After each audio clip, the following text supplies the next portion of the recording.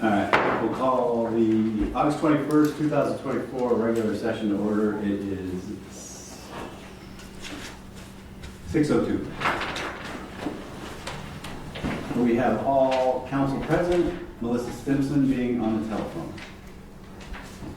Please join me in the pledge of allegiance.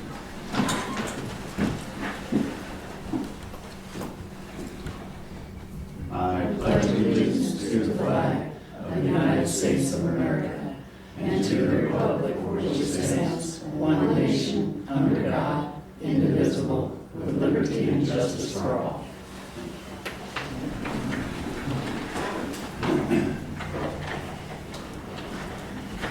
Okay, consideration of the agenda. Do we have any changes tonight? Yes, we need to eliminate 9B, the ordinance number 270, correcting the scrivener's error contained in ordinance 231B. Are you eliminating it or continuing it to a later meeting? Continuing it to a later meeting. All right, very good. B. First one is B. All right, if everything else is in order, can I have a motion to approve the agenda? So moved. Second. Thank you. All those in favor? Melissa, aye. Or no? Agenda. The agenda. Well, aye. Perfect. It's unanimous. Thank you. Yeah. Downtown. All right. Item 5, consideration of the consent agenda. All these items will be approved in one motion. That's 5, A, B, C, D, and E, unless someone wants to pull something for discussion. Anyone desire to pull anything? Is Melissa good with the consent Melissa, are agenda? you good with that? Yes. Okay, I need a motion to approve the consent agenda. So moved. Second. All those in favor? Aye. Aye. I heard that. That's unanimous, yeah. This is getting better by the second. Thank you. Okay, item 6, announcements. A, it's just an idea for a possible public event. As soon as the summer season is over, kind of, after the holiday, the tourist traffic will die down just a little bit. This is something I've seen done. Have a parade of lights on the lake. You put Christmas lights on your boat or whatever, your kayak, and you drive up and down the beach and wave. And the sooner the better after summer, so it's not cold and wet. I'm the new guy, but I know it got cold and wet last fall. I presume it will again this year. Trends look that way. Yeah. So, and that's just an idea. I mean, we're open ideas. We're looking at another kind of neighborhood event. And what do you guys think? If we can get participation on all board. Yeah. Down this, I'm sorry, Melissa has a question when you're done. On that item? Go ahead. This is a good time. She wants to know if it's on the Wohig or Sukus. It could be either. Could be both. It could be both. The turnout will be so huge that we'll probably. We make it through the country. No. I'll take my vote from there. That's a good question. Yeah, that is a good question. What we think that you're going to lose a lot of visibility. Right. So Silkus, I think, has, More easy. if we start reach, lower and space. come up by Yeah. Darlene's and all that, so. Yeah, it's a good question. Yeah. You can put it out there and look It's for only RSVPs. Well, in the lane, go, yeah. so That's what I'm- How many people are? We've got a launch ramp at both, True. and so that's the easy place for people to show up. Is So where there's what's the point? access. Just to do it to the houses? We're talking Or is more houses on Woking? Right. Yeah. Or are we You ever doing seen more that? houses on? Yeah. So- You know how many years we've tried this? No. Or We've tried this full for on out like or do it? 6, 7, 8, 9, 10 years. Okay. And the big problem is that we have found that you get things all planned, and next thing you know, you have weather conditions that do not permit. Yeah. And with the inclement weather that we get during during that time of year, it's just too hard. We've successfully had, I think, one, maybe two lighted boat parades. And so our thought has been to do like a 4th of July lighted parade. But we've never, I mean, this is just us personally, but, Yeah. you know, if you're gonna do, you know, a parade of lights, I mean, I think it would be better suited to be on land type of deal where kind of like some places do where people sign up, say, hey, okay, we're gonna decorate our place and that's a drive-through type of thing, rather than a voted thing, just because it just hasn't worked out. All right. Or you could lead bicycles and everybody have their bicycles decorated. Just my suggestion. You guys can do whatever. See that too. Y'all can do whatever you want. It's just. Yeah, I know Florence, because we pull patrols, security patrols, and they did, the kayak club has a pretty big one. And I think just the kayak association group, whatever it is, they do it a few times up on the river. But it's exactly what, we were on stand down, I think, 2 times this year. Yeah. And finally the 3rd time it was good enough to go, and it was still an iffy day. So. All right. Okay. Well, this was just a discussion for a possible event.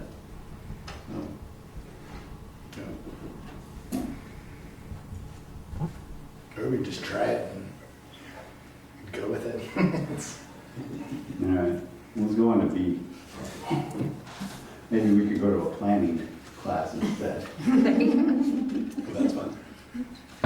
So is it week classes? Yes, it's going to be in Woodburn on November 1st and 2nd. So information is here in the packet because anybody who's interested in attending. Okay. Who sponsors that? The state? The Chinook Institute for Civic Leadership. Oh, right. And there's a fee, but they also have scholarship opportunities, right? Yes. So if anybody's interested, it's usually small towns and people new to this sort of thing stand a really good chance for scholarship. So if somebody wants to go, you know, we'll submit your name. And then C? Basically, the Hayek agreement has been signed. Okay. The person that we were working with Hayek changed his position, so he went from the CEO to the manager. So that was presented to the attorney, and the attorney said that was fine, so it was the Okay. only change that was made. So it has been signed. Okay, so it's done, we'll just wait to hear if they're moving south as they work in Florence. Okay, We're not getting any business services from them, just internet. okay, No free internet. no hosting, to the no, building. text board or Okay. email services. All right, I know, talking to them the other night at the business after hours, they are stuck in the quagmire of permits for crossing rivers oh, to get here. to get here. Oh, So boy, they're in the process but waiting. okay.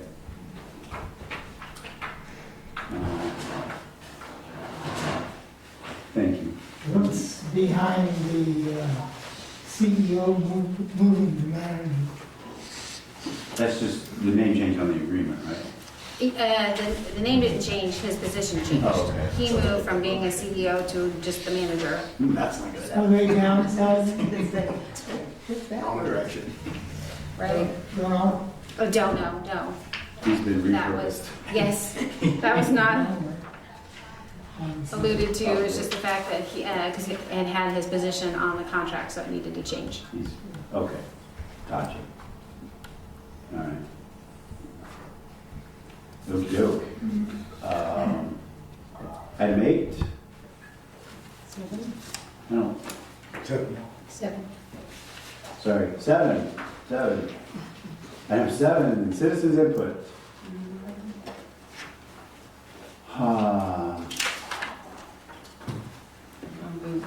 Do we, for items specifically not on the agenda, do we have anybody that would like to speak? I have a question. Go ahead.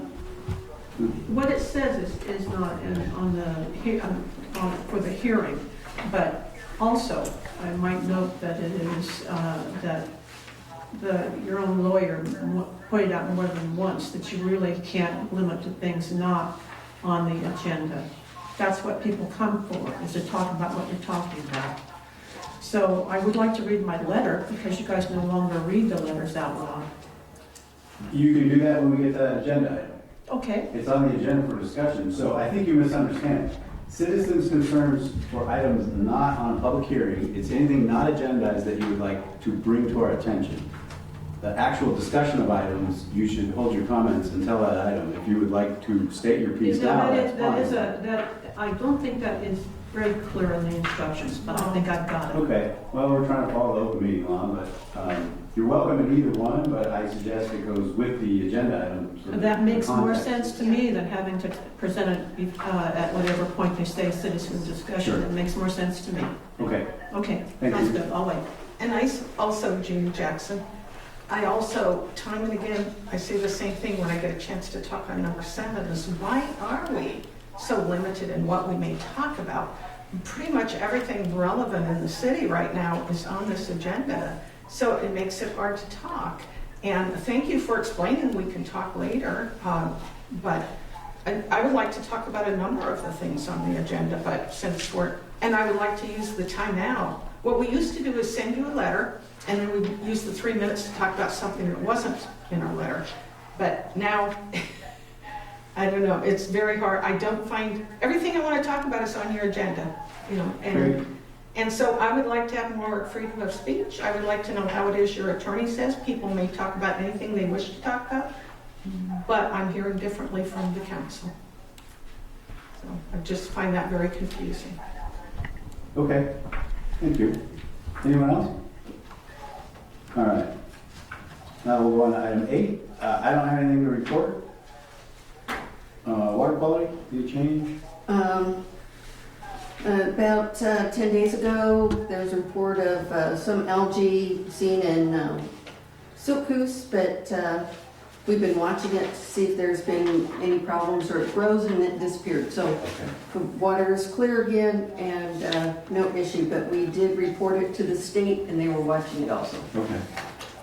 And item C, permit report, we have a list in here. 2 new builds and the other permits are listed. Anyone have any questions on that? All right.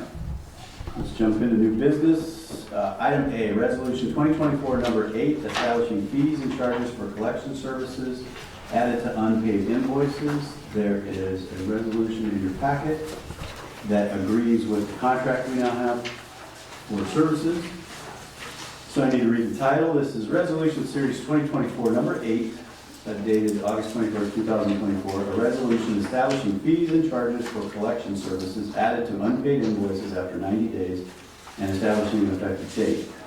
May we have a staff report on this issue, please? So basically our process is that for each 30 days, we're sending out past due invoices, and then after 90 days, then I would like to be able to put them on the collections spreadsheet for the collections agency to start reaching out. And so we created this resolution in order to handle that. And specifically, there's a 20% markup for unpaid invoices. And then if it requires the collection agency, it's a 25%, which will basically cover their fee. So we'll get, in theory, we will get back what they owe, and the collection agency will also receive a fee that agrees with state law. Counselors, any of you have specific questions for staff? Yes, is 90 days is standard to turn someone over to collections? Like, how did we pick 90 days? Arbitrarily, honestly, because we just figured we've been reaching out to them and trying to do it on a monthly basis. I basically have Becky doing that now. We hadn't been doing that before, but just trying to come up with a system so that we can then move it forward. And for better or for worse, having multiple notices has been pretty successful. There's a lot of these that, all that over the unpaid bills in the water fund have basically all caught up. There is no negative balance in any fund, so it's working. It's labor intensive sometimes.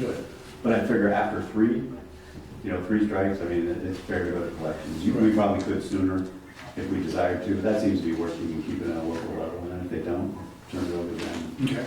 and let it go. Good questions. Susan, any questions? No? Okay, Chris? You will say the question. I'll wait. go ahead. Yeah.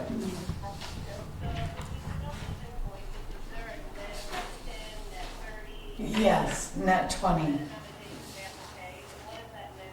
A net 20?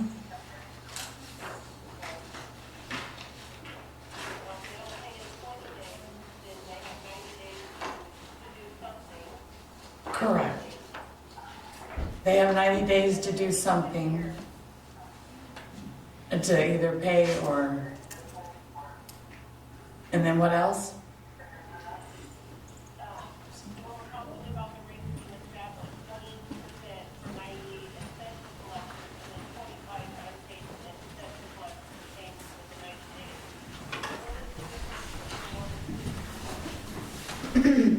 What is the difference between the 20% and the 25%? One 25% requires legal action, the 20% does not. 25% requires legal action, and the 20% does not.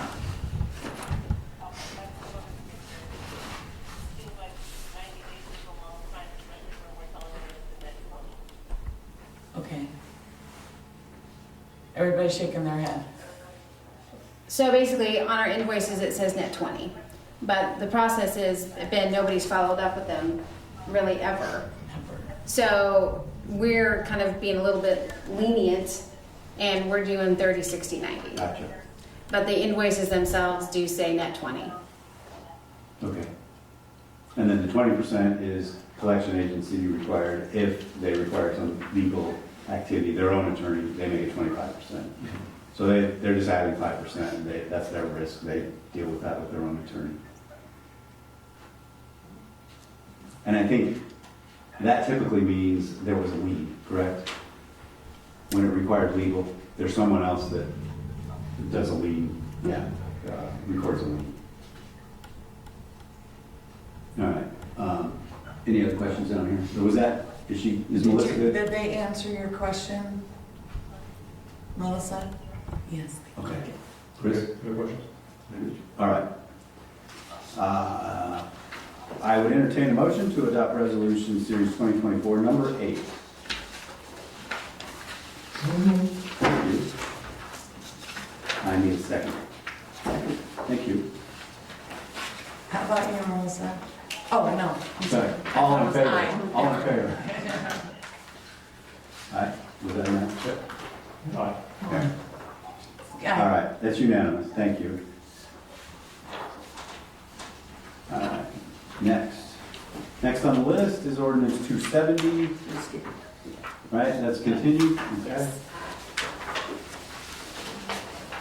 Ordinance 256B. So, we adopted our language at the last meeting and realized we need another step, correct? Yes. So, for tonight, what did we have to do? Do we have a script for that tonight? Yes. Basically, just adopt the ordinance.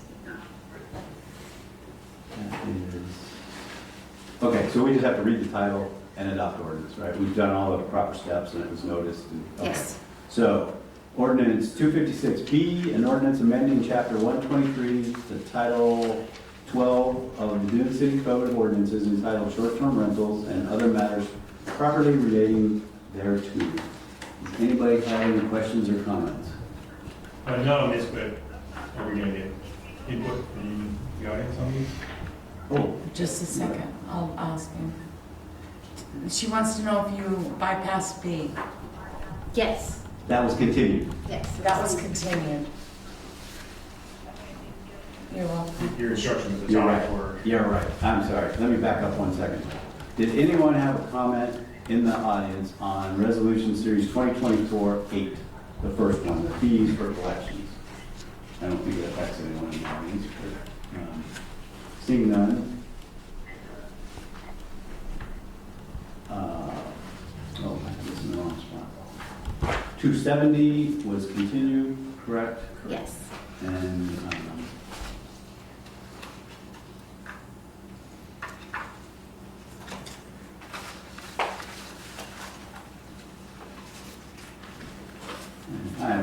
question before we go on. The script for the ordinance says 270, but it's short-term rentals, so is it? Oh, I probably It's just 256, Yes, right? sorry, Okay. that was my All right. bad, because I was gonna do that one, and then I realized that we needed, yes, sorry. No problem, okay. No other questions here? And did Melissa have questions about the short-term rental ordinance Did you have any questions, Melissa, on the short-term rental? or concerns?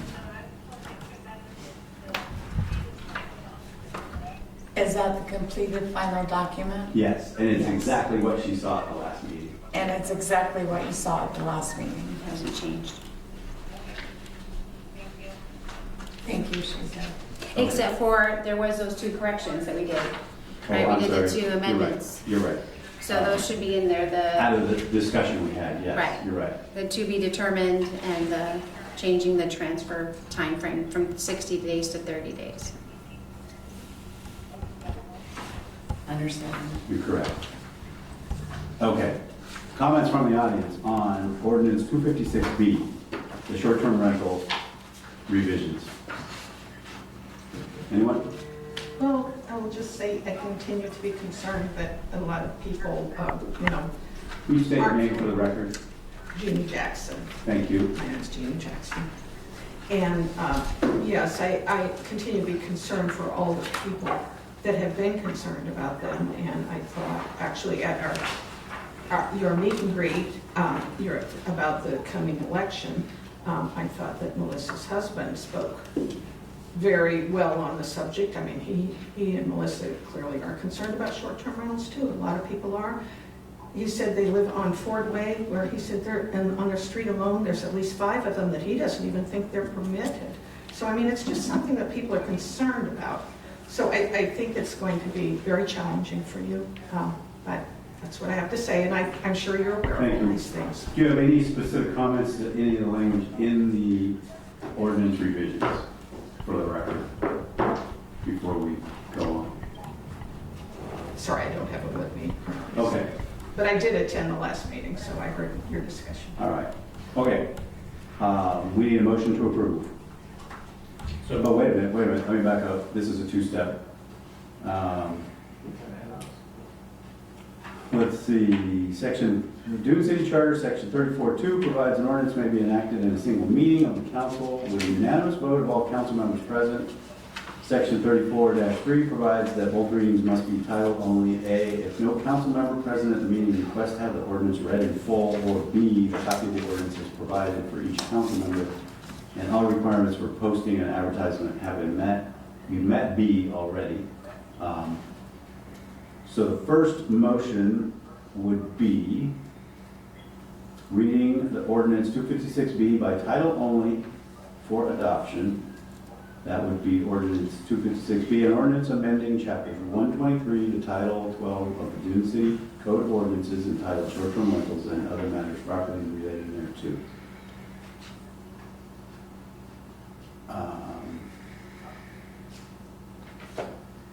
So we need a motion and a second and a voice vote to adopt, correct? All right, I need a motion for the first reading. So moved. Thank you, Tom. And a second? Second. Thank you, Chris. And this is a voice vote, right? So I need to go individually. I need Melissa's vote. Melissa, your vote?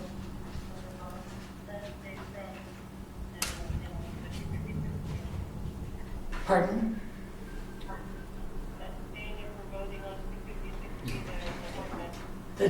She's gonna abstain if Okay. you're voting on 256. Okay. Joe? Susan? Tom? Aye. Chris? Aye. Rich? Thank you. Okay, we have one abstention, the ayes carry. Motion, or the second part, we will proceed immediately to motion number 2. If the first reading is approved as read.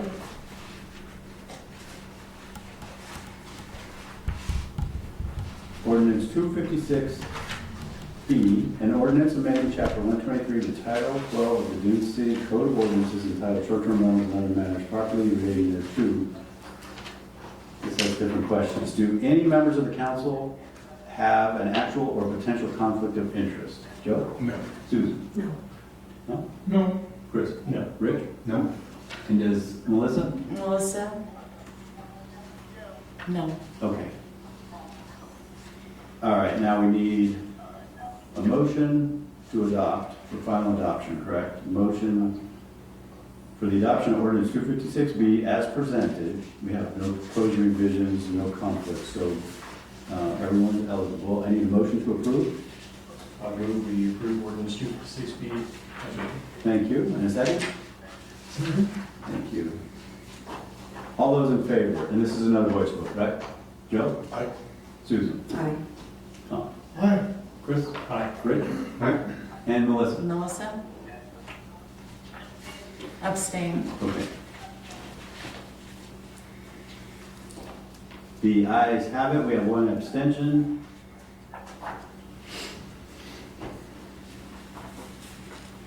So the ordinance will be enacted and effective immediately. Is there anything else you need? No. Just in case, okay, very good, thank you. Next item is,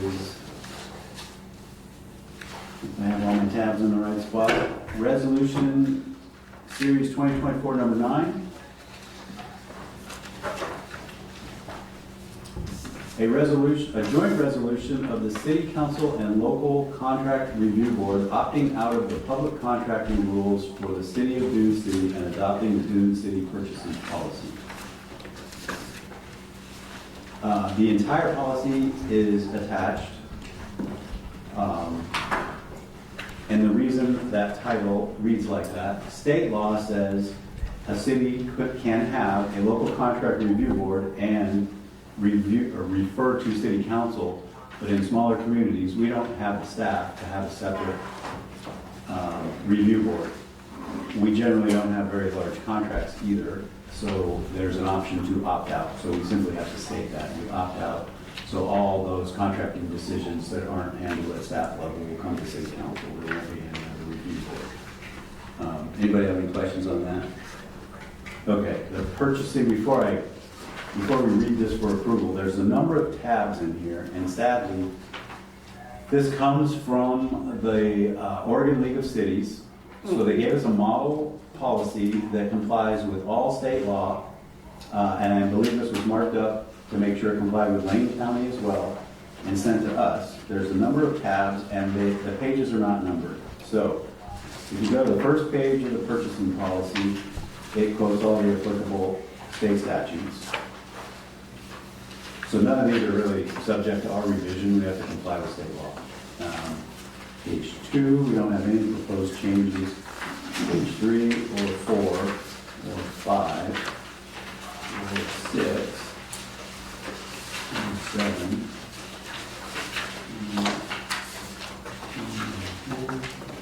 So on page 11,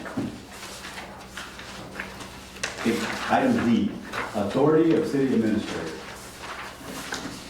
This is where we have the ability to adjust these thresholds for what the city administrator and the staff can do and at what number you want it to come to city council. The default from the League of Cities is $100,000. Anything under $100,000 that is in the budget, she can, we've approved the budget, and if it says the budget includes, blank, a bad example would be, we're gonna purchase a garbage truck, and we approve the budget, she can go out and solicit bids for a garbage truck. If it's under $100,000, she can buy a garbage truck. If it's over, she will come back and say, we need to adjust the budget or come up with a new plan because it exceeds my authority. So these are their numbers. They have $100,000 and they go down as you get further into the document, depending on what type of goods and services and purchases. And public works are covered specifically by state law. There's a $250,000 threshold where it must be publicly bid. But there's some other choices. So that's one of our choices. Are you comfortable with that number? Do you want to lower the number? Seems like a lot for the It is size a of lot. our city. It is a lot.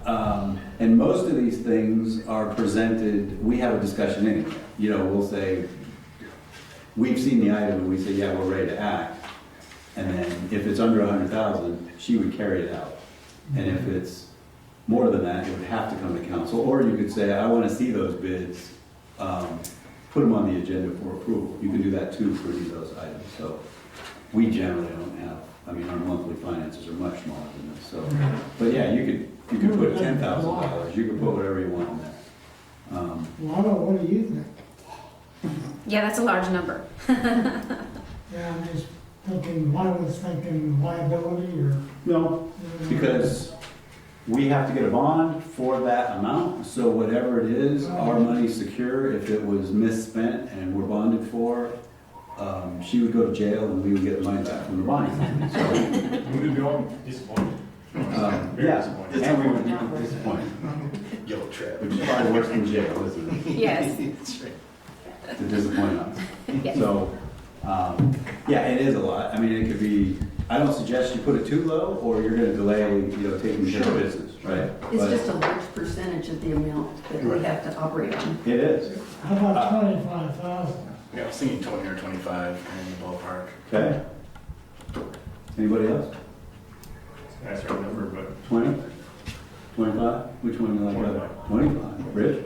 I get no comment. No comment. Does Melissa have a comment? Did she hear all that? Did you hear all that, Melissa? And do you have a comment? I agree with bits and pieces, and I do agree that 100,000 is quite a big amount of money. 100,000's too much. Okay. Is 25 okay? Is 25 okay? My next question would be, Lila, how do you feel? Lila, how do you feel? I would probably still come to you guys with any large amounts anyway, because, yeah, I don't know that I would feel comfortable making any kind of decision. Well, do you want to lower it then? Well, I mean, I think the 25 is probably a good mark, because, Okay. when you're talking maybe the roads, I think you're gonna get there pretty quickly, Mm-hmm. coming with the roads. But public works are a different statute, and so that has some of its own rules. True. And so some things we have to publicly bid, it'll be a contract that would probably come back to us, so. And for the rest of you guys, we have this conversation like every other day, so she'll say, you want me to put that on the agenda? And, it's a small dollar thing, I said, no, we already did it, get the bill paid. It's, a lot of cases, it's a bill to be paid, not really a bid, but. Right. It's something we've already obligated ourselves for, but.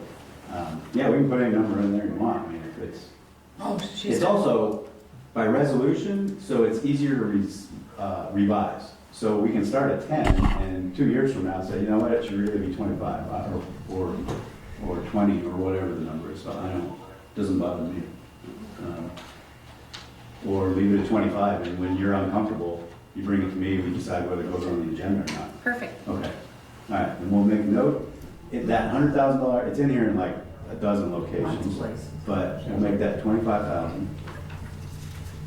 And then when you get to item E, as you go down the page. She had a question. Okay, What was your question? So what if I said that that's 25,000, we could always come back and take it to the city council based on the conversation between you, mayor, and Lila, correct? That is correct. That's what he did say that. yeah, Okay. okay. And then E, 3E, goods and services in excess of 7,500. And actually, that's from city employees, yeah, so that's an unusual one. There's some nepotism laws that apply too, so those always get double scrutiny anyway. So was that page 11? Did I say that was 11? Anyway, you go forward about 4 more, and you get to item 6, source selection. Source selection methods for goods or services other than personal or professional services is the title at the top. Good luck. You get to that page? Keep going. Keep going. It's a big title. Yeah, big title at the top. Got it. That's item 6, right? You all right? So number 2, this is one that I personally don't like. Oregon allows verbal quotes. And this is for goods and services between 7,500 and 25,000, and that's the League of Cities number, that's not a legal number, but they're saying it's, basically they're saying small dollars under 7,500, get quotes. I don't like verbal. In my world, it's all get an email, get a fax, get a letter, get a something. Okay, Get so rid of verbal. if we all agree, we're just gonna strike that, because it's allowed by state law, and we've done it in the past, and then we go back to say, who are the other bidders? I don't know, 2 other guys called. Because sometimes all we get back for some of these is, no, thank you, but it's still considered we tried, right? If we go out and solicit 3 bids, and one of them says, I can't provide that service, or I won't provide that service, we need to show that we tried, that we got, we reached out to 3 contractors or 3 suppliers or whatever. That's weird, the state is. allows, because how do you audit? That is the crookedest thing in the world. Yeah. Some guy Some called take and groups. said 12,000. Right. I meant 13,000. Once you find out what the other bids are. Exactly. Then you claim you had a garbled phone Can we go connection. back to E, Of course, of where we were before? yeah. $7,500, is that really a good number? I think that's awful high. Yeah, pick a number. I mean, and that is only from city employees, which is a very unusual situation. Yeah, Mm, You can make them a $50 for all I care. If our only choice is to buy from one of our own employees, it's Yes. fine with me if you bring that from council. But I'm not understanding the wording, purchase of any goods or Yeah, services in I excess. like that. That means an employee can buy anything at Keep- $74.99. Right. Previous Well, and page that's, that was good. I mean, that's why we can That's set it at not $50 if you want. Right, I think we should. Okay. Because you get into a lot of fraud and Well, precedents and cases. and that's the one where You guys were discussing before. it's supposed to require an additional review because it's the only place you can buy it from your employer. I mean, that should already have been scrutinized. Right. Yeah, that's fine with me.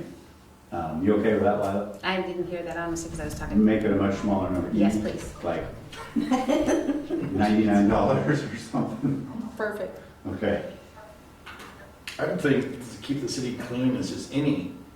We can do that. Just, Any. it makes it simple because you can do a lot of $49.99 and it becomes thousands, right? I've seen a lot of fraud in these I areas. just don't like.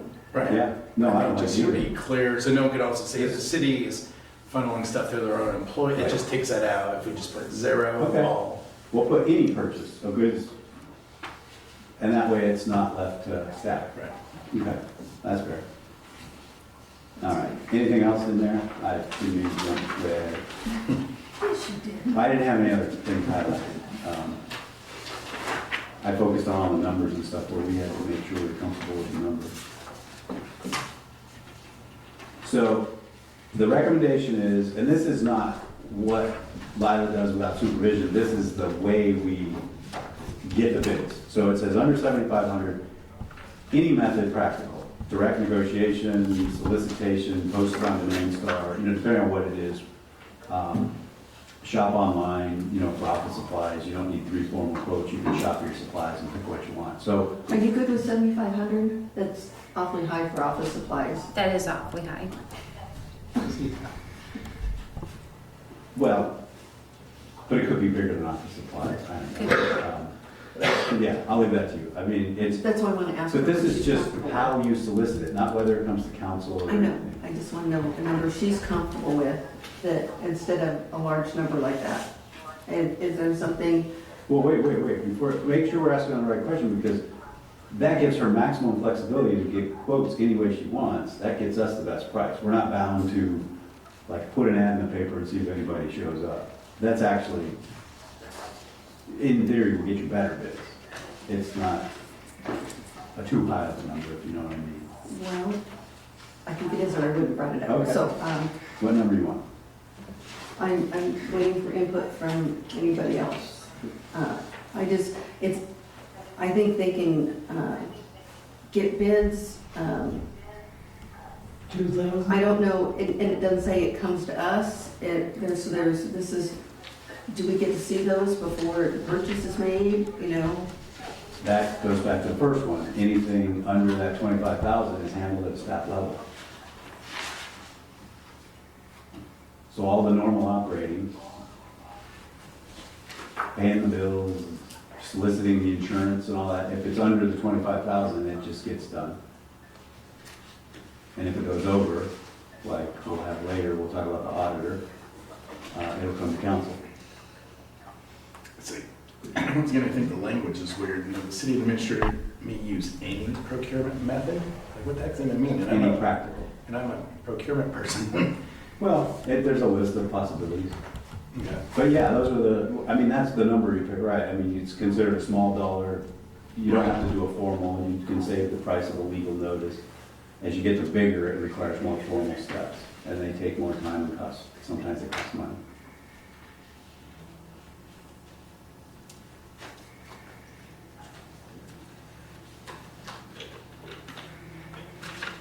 And most of our operating aren't any of these things. Right. They're paying the power bill, the cable bill, or the internet bill, not the cable bill. You know what I mean? That's most of our operating, but But those wouldn't even fall under this because those are, you just pay them. right, they're not contract based. Non-negotiable, exactly. We already signed up for power, you're done. You just pay the bill. Yeah.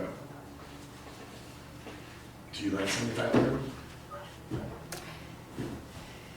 I mean, obviously, I mean, the only thing that I've paid more than that right now has been the insurance, well, no, the auditor. Everything else has been underneath that, so. And the auditor, That's contract based. yeah, it's contract, and I don't think we saw it, right? The original, that was dated last January. Yes. But it was lower, it wasn't below that, but it was smaller. The new auditor cost more. We'll get to that in a minute. So yeah, But I mean, I don't know, I haven't been doing this that long, so I'm not sure exactly what, Right. you know, what we're gonna end up needing as we move and forward. like the earlier discussion, if you think it's more than you expected or it's uncomfortable, you know, We we can can change bring it. it to council. Mhm. Or we can go lower now, and then if it's not quite right, then we increase it later. I think there's a fine tipping point of clogging the system Yeah. so it's a trust for Right. you and your comfort with doing it. Because you can bring $10 to us if you want. I mean, this is just saying it gives you a maximum. So I'm good, I guess, with 7,500 because there's enough check and balances along the way. Okay, do you want to lower it, Susan? I'm just unsure about it. I'm gonna think about it. I'm wanting to get Lila's input. So, so she's comfortable, suck it up. So 1 and 2 go together, right? So the first one is where it's sort of any method. The second one you spell out, and we're going to strike verbal, that you will get quotes. Right. You're probably going to get a couple of quotes in one if possible anyway, but it's just a matter of that threshold. Where do you require, you want to see quotes, you want to know that we got multiple quotes. You could set that at $1,500, and then it would be anything between $1,500 and $25,000 would be informal written quote. Yeah, I would say like maybe 2,500. Okay? I said 2,000, so Okay. in that neighborhood, and if it gets to be cumbersome, Yeah, we'll come back and we adjust. can come back and change it. All right. That's why I was asking you, like, how much does computer stuff cost? If you buy a computer, you're like $500. You know, I mean, we haven't. We're just buying in multiple small purchases.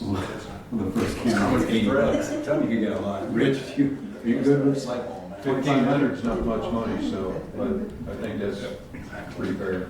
15 or? Look at the contract. Didn't you say 15? I was saying We 25. had 25 to 2. Yeah, or- So, I said 15, 20, anywhere in there. 25. 2,500 is not much money, so. Would you 25? Yeah, you guys good? You, Susan, would you be more comfortable with 2,500? Anything less than 5,000 I'd be comfortable with. All right. then that just requires a written bid. Anything under 2,500, it's open to direct negotiation, whatever. You know, you find a vendor and you say, wow, is that the best you can do? And they say, for you, you know, here's my best price. Right. But that would be, at that point, under $2,500 worth of services, goods or services. Yeah, and like Joe said, there's gonna be a cost, like, are you gonna spend hours trying to save us $100?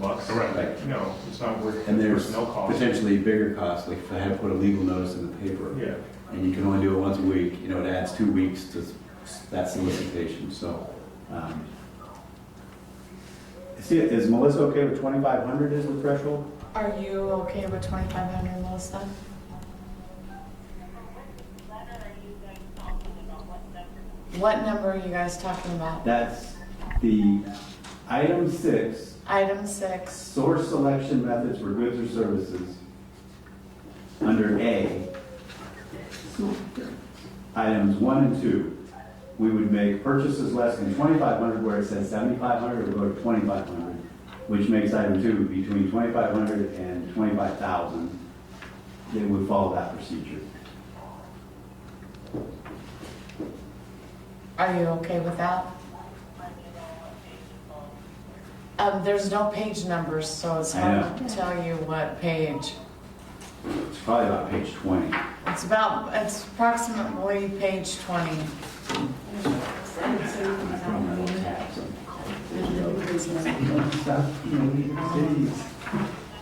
Yes, Yes, that's it. items 1 and 2. 1 and 2. Back up one. On the 25,000, or 25,000, 2,500. or 2,500. Yeah, Roman numeral 6. Keep going. 2,500, I know. Yeah. Well, I think, Roman numeral. She said that would be fine. Okay, Page 16. okay, 16. So Page 16 I there. think everybody is okay. We'll go, item 1 is less than 2,500. 2 is 2,500, 25,000. We strike verbal quote. So it turns into proposals, informal written solicitation or proposal. And And then, that's verbals in quite a few other places. yeah, so we're gonna strike all the verbal, we won't accept verbal quotes. You're right. It's in that whole It's in A. 3, it's in 4. And then,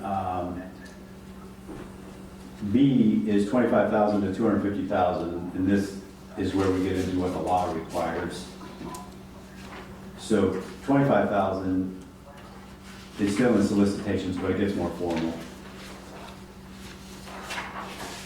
And then the formal award. And then large procurements, these are covered by statute, and they would generally require legal notice, formal bidding, that sort of thing. So I don't propose to change any of those, and that generally doesn't come up here unless we're building a major project. There's verbal quotes in there too. Yeah, we'll strike verbal wherever we find it.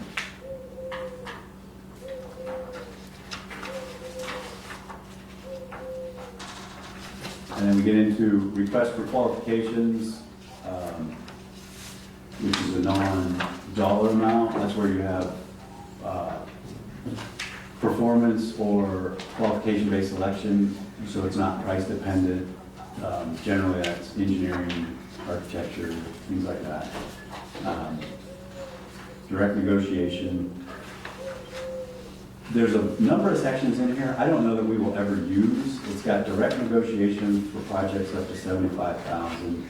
These would have to be things that we've identified projects and we're saying it should follow one of these, because there's informal written solicitation under 125,000, and then there's a whole bunch of conditions. So a lot of these aren't typical. They're all in the document in case. We can either strike them all or let them ride and see what comes up. Because they're in the medium to large dollar, so there's probably gonna be a discussion anyway about how we wanna acquire a project, or if there's grant money. A lot of times that will tell you you're going to get public bids, and a lot of it may not apply anyway, so. I say we It's a case by case. We leave it, just in case if we get You there, leave that it, we have it's a choice. something to It's a go. viable choice, right, and we've approved it.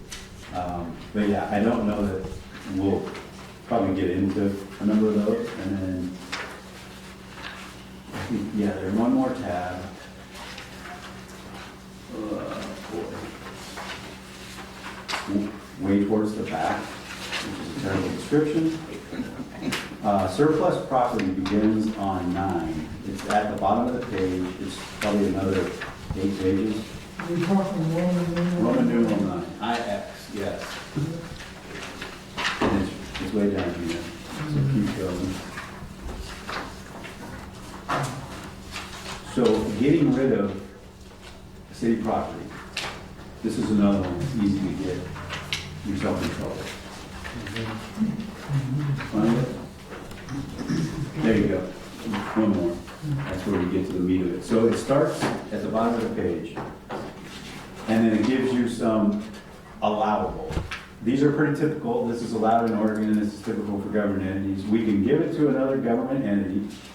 We can auction it. We can solicit bids. So we got rid of the vehicles. They were both an auction and bids, basically. Liquidation sale, that's where you use a third party. Fixed price sale, where we say fair market is X.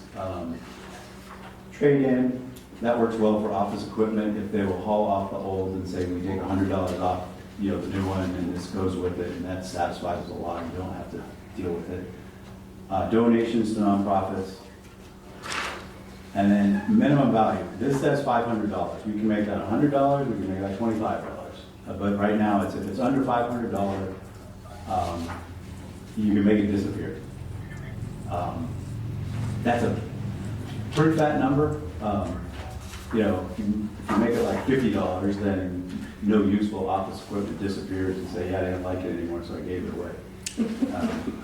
Except for I just gave away a lot of sweatshirts and t-shirts. We already had a discussion about those. Some things are liabilities, they're not all assets after a while. So B and C. So B is 500, I think that's a little bit high. I mean, even a brand new low-cost laptop is $500, so you could have a brand new laptop, use it for 2 weeks ago, this isn't what I want to know. Christmas present. Yeah, so, and then, so I think that should be lower, and then personal use items, it says, can be sold to employees, a retired or terminated employee. I'm not exactly sure what falls in that category, I've never seen anything like that, but it sounds like something that you had at work that was for you to do your job, and you want to take it with you, and you're gonna buy it. Probably a used cell phone falls in that category, if an employee had a phone for 3 years, and they leave, you say keep the phone, but get your own phone number. You know, we don't give them the phone plan, but I didn't get mine back. nobody wants a 3-year-old phone. I didn't. My old phone. Maybe was- like your mouse pad or something. Yeah, I don't know, or a wireless keyboard and mouse, it's one of those weird angle ones that nobody ever wants, or I don't want. So anyway, that's it Those are there. cool, I like those. Okay, Susan wants it. I used one for a long time. So, I propose we lower the 500 to whatever you guys are comfortable with, but I think it should be smaller. So this is written as any employee can act on their own. They put in this final sentence that says you have to have a written record, so if you're gonna depreciate it to X, you have to prove it, but this, the way it reads, any employee can do whatever they want. Because, Change that word to city administrator. right, that's exactly Okay. it. Yeah. And Melissa had a question, item C, is it the 500 as well? No, it says 100, less than 100. Less than Can 100 be sold to the employee. can be sold to an employee. And no disrespect for this, but who's to say how someone sets a value on something? Who's to say someone sets a value on something? You'd have to show a comparable. It says current value, so you have to say like, here it is on eBay, used cell phone, they go for $50. Is it worth $50? But we'll change it to say any employee. The last one says it's a process deemed by the city administrator. The other one where it says employee will say city administrator. So in this case, Lila will be reviewing that before it would even happen. Did you hear that? Yeah. So, okay. Does Melissa have a feel for B to 500, how low to go? She's good with that. Okay, anybody else lower? I'm fine with it. You're okay with 500, we make it city administrator? Okay, Correct. I'm good. that helps. All right, we'll leave the number, but it's all on you, Lila. Don't get rid of your laptops. We only have an old laptop. I was gonna say we have one. So we have a I'm few. just saying, don't get rid Yeah. of your laptops. Okay, good advice. And then there's some formal stuff in here for appeals, bid protests. Can be. We'll send them a written response, that sort of thing. That usually comes up when you have formal bids and somebody doesn't like the results. So I have a question. Yeah. So some of these are high level, like just using B, back to B. It says the employee making disposal shall make a record. Yep. It seems like this is 10 miles high.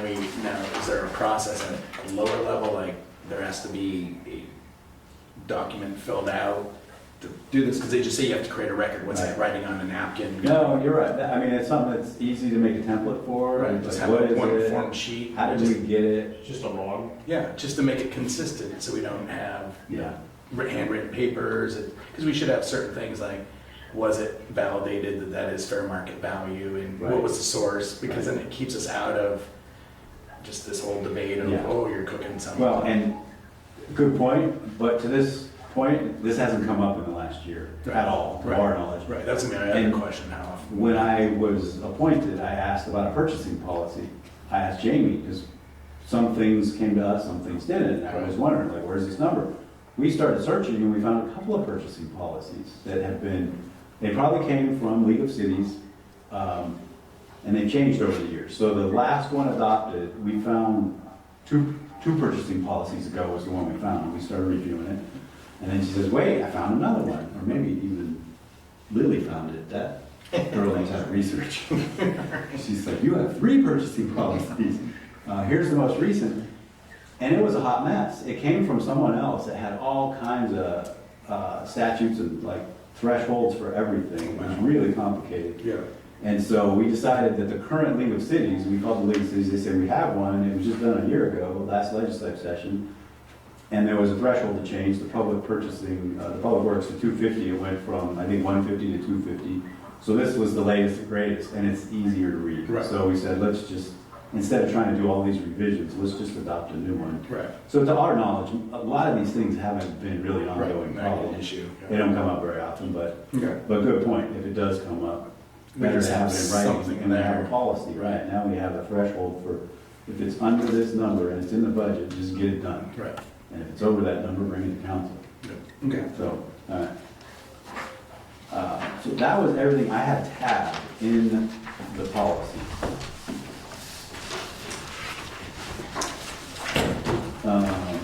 I did read the whole thing.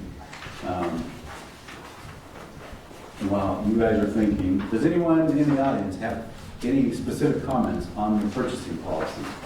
It was published with the agenda, right? It was made publicly available if anybody's gone through it, but we'll take comments on this right now if anyone has any. Seeing none, I'll go back to the council. Anything else, Joe? So it's, maybe I'm getting too detailed, but it says no right to hearing, any person who's been debarred from competing. What are the qualifications of, like it lists a whole bunch of stuff of why you can, you can be excluded, Yeah. but how do we know what those conditions are? See what I'm saying? There's like, these are vague words on paper, but, Sometimes, so we don't need to define it. well, I don't, it's a terrible example, but like pornography, you'll know it when you see it. What usually comes up is we'll bid something, and then there'll be a problem, and then we'll say, this is a fraudulent bid, we're gonna award to this one, and if this happens again, we're gonna propose to ban them from bidding on our jobs. Right. Now, we don't bid a lot of stuff, so a lot of this probably Right. will never come up. I've been through this, the guy was banned for 5 years, it was kind of a big deal. Okay. Yeah, you had to call the contractors board and make sure it wasn't restraint of trade, and was there a valid reason, and we didn't take his license away so we could practice, but not public works, right? You could do for private industry, so Okay. those will usually be something that already blew up, and our attorney will have a recommendation for us. Okay. And he'll say, I recommend you do not do business with this company for 5 years, and if they would like to appeal, they will come back in front of you. So yeah, you probably will have already heard about this before you get to that step. Okay. Depending on what it is, a supplier, a provider, or somebody that provided services or goods or whatever, we found that the goods didn't meet the specifications or Right. whatever. Okay. So, those are the typical examples. Okay. Do you have anything else you could think of? Right. Susan? No. Okay. Tom? Chris? No. Rich? No. Does Melissa have any other questions or concerns? No. All right. So because we did make so many corrections, I'm thinking the best thing to do would be to kind of clean it up and then re-present it. You guys want to represent it, or you just want to clean it up? I'm good with the changes, they're pretty minor, just a couple of tweaks. I am too. I wrote them down. I mean, it's mostly repetitive, right? Take out all the verbal, make the 7,500. But I would like to edit it, to read it for you after you edit it, to make sure you get all the verbal stuff. Oh, would that be okay? There you go. Of course. Yeah. Yeah. And so, yeah, anything, I mean, then it's just, we're fixing a typo if we note something. So if we have a motion to say approve as noted in the discussion, And if you need notes, I think we all have some notes. All right. I'll hang on to notes too. All right. So if that makes sense, who would like to make that motion? Anyone? What was the words again? Make a A motion to approve with the revisions discussed. Oh, so moved. With the, Thank you. or you could say, that's that Second. motion. And then it becomes your problem to read. Exactly. Okay, we have a Joe and a Susan. Motion and a second. All those in favor? Aye. Got it. It's unanimous. Thank you very much. Okay, item E in your agenda is Mr. Claycomb. This is kind of a multi-part. If you get to that item. So where's,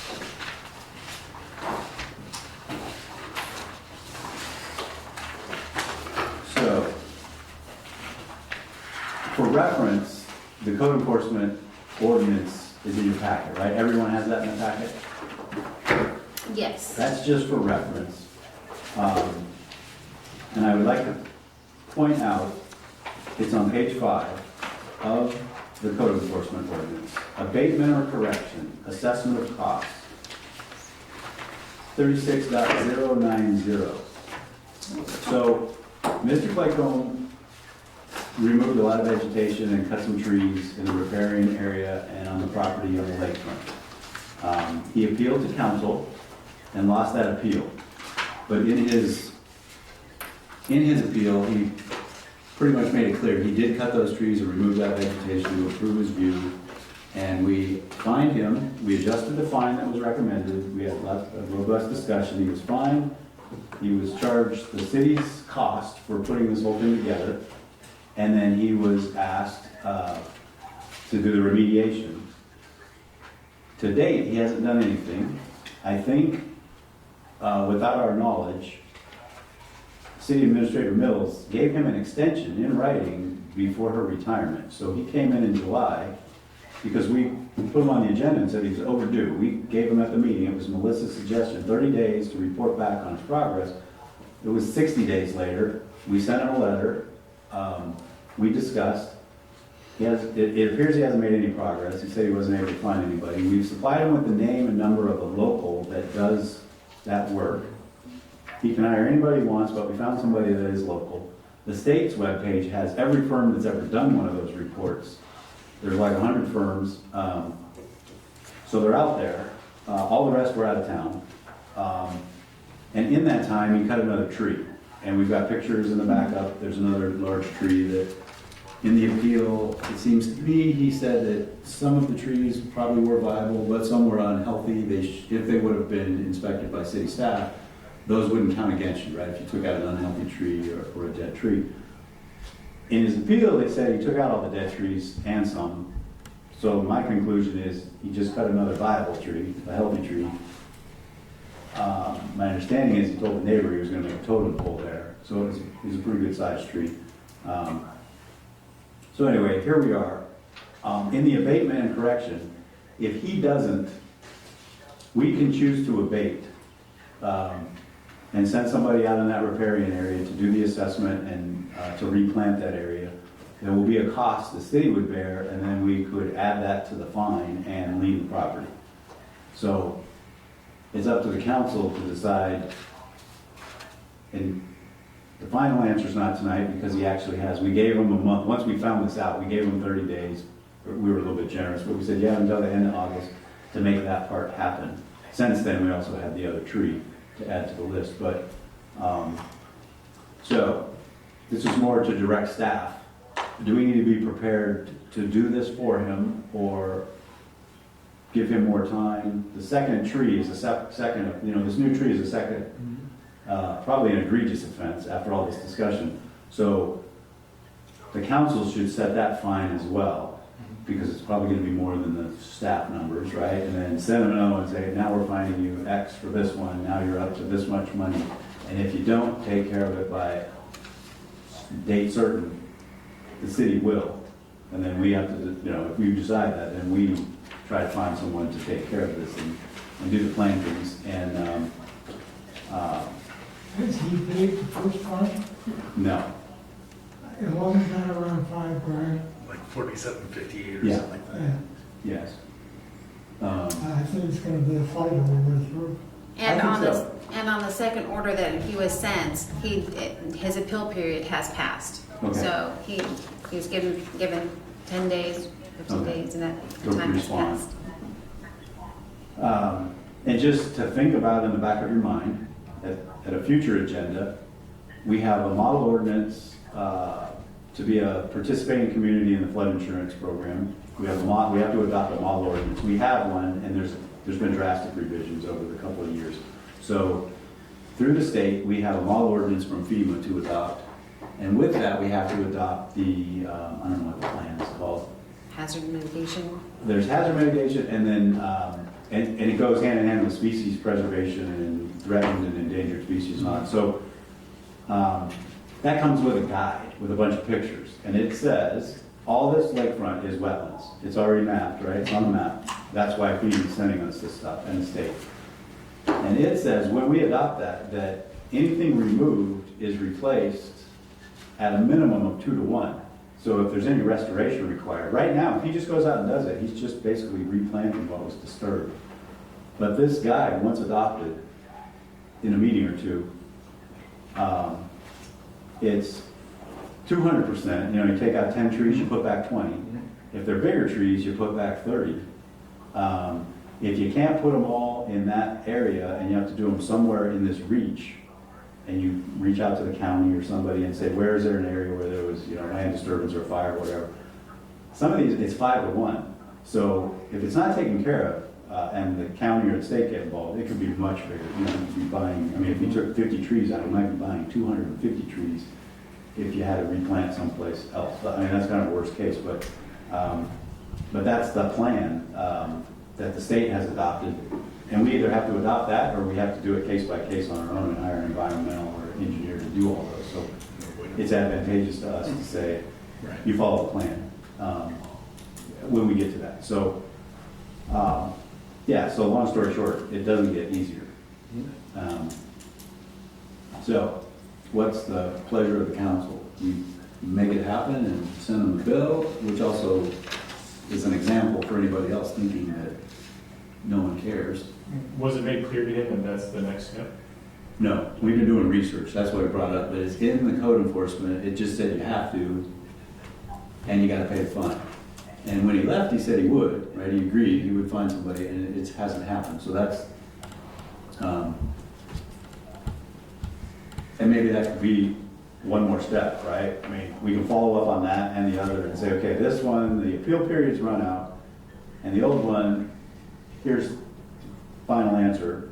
We'll give you 30 more days to go find somebody to submit a report and start the process, or we will, right? So our next step doesn't have to be go out and do it, but we could tell them what our action's gonna be. But we have the legal right to go You get do. someone right now. I say we move and go get someone right now. Okay, Because past performance predicts future behavior, and we're just elongating it ourselves now, right? We are. Or delaying it, deferring it. and we're out of the hot, dry season, so this is the time to get something planted. You know, if he'd have done it the next day, 10% of it would, or 50% of it might have Well, died. and there's So erosion with the rains coming, so That something needs too, to be exactly, needs to planted. go back.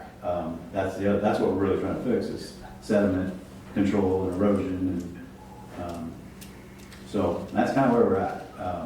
So yeah, the ordinance describes we can do it when we feel like doing it. I'm with you, I mean, I don't think it's gonna get any better. Yeah, he's put zero effort into complying with anything. So we can reach out, and if it turns into a really big dollar thing, you know, if it's way more expensive than we think, we're gonna be back in front of council. So I'll work with Lila, we'll reach out to the local, we'll start with the local, and we'll go from there. The process is we contract this person to do it, pay for it, and then Right. we invoice. Yes, and then we tell him, here's your number, and if he doesn't pay, it goes to collections. Right, so the number just continues to go. At some point, that one is a pretty real number, right? I mean, by the time, if we do this work plus the other, plus the collection agency, It's it's, gonna compound on itself. yeah, it's gonna be over $10,000. It's enough that if we said, now we're going to foreclosure, it's enough to get somebody's attention, right? You start that process, I think you get their attention. So, let's see. This is described as discussion and possible action. So, I suggest our action would be, we tell them as appeal periods run out, here's the original fine plus the new. Do we need to set a fine for that? Yes. The new one? Okay, so the second, Right. it's a solo tree, but in my opinion, it's an egregious act after all the discussion. We need to pick a fine for that. Send them all that together and say, you have 30 days, or the city will start the process for the rehabilitation and you'll be billed for 100% of the cost. Right, and what's the extent or limit that we're bound to for the additional fine? I don't think you Well, had enough. we're not raise. bound, I The think- lower was, staff was bound by the lower, but it could be set higher by council. Yeah, it's not to exceed $500 for any one offense each day constituting a separate offense. To a compound, so it's how many days, 30 days? So 500? It's over that. Say again? It's over 30 days. Yeah, 'cause it was I'm in just using June. simple math, so Yeah. not that But smart. yeah. It's $15,000 if we already did it. Yeah. Exactly, so you can pick a pretty big number and say, we sent you the notice, we gave you a time period, that ran out, your appeal period ran out. So really, it could start the day the notice ran out, you know, that he was supposed to take 100%. care of something. And, yeah, 30 days Which was the 15th, So- of July, right? actually of August, by Of the time August, he okay. received it, and then the appeal period, that was the 15th. Then that's when it starts accruing, the 500 a day. Well, that would be a generous way to do it. It really starts the day you send them the notice and say you did it, right? I mean, so you can really, So it's been, Has he even responded to your letters? no, except for the one, and he did tell, that was one that I learned that he had been granted an extension, but it didn't say an extension as to what, Yeah. how long. it was open-ended, so we Yeah. said, okay, we didn't realize that, we'll give you to the last day of August. Yes. And then he cut another tree, and didn't respond. And so really this wouldn't, we'll sit this, I mean, we're having a discussion, and then the Yeah. last day of August, if none of this has happened, we take action. So my recommendation is we hold them to $500 per day, whatever the commencement date is, and stick to that. It's a second offense, and we haven't even cured the first, Okay? It's- so that's just my He opinion. should be the most knowledgeable person when it comes to cutting down trees. I mean, After all that there's discussion? no play of ignorance here. No, after the appeal process, you wouldn't think, after all the discussion Right. and, right?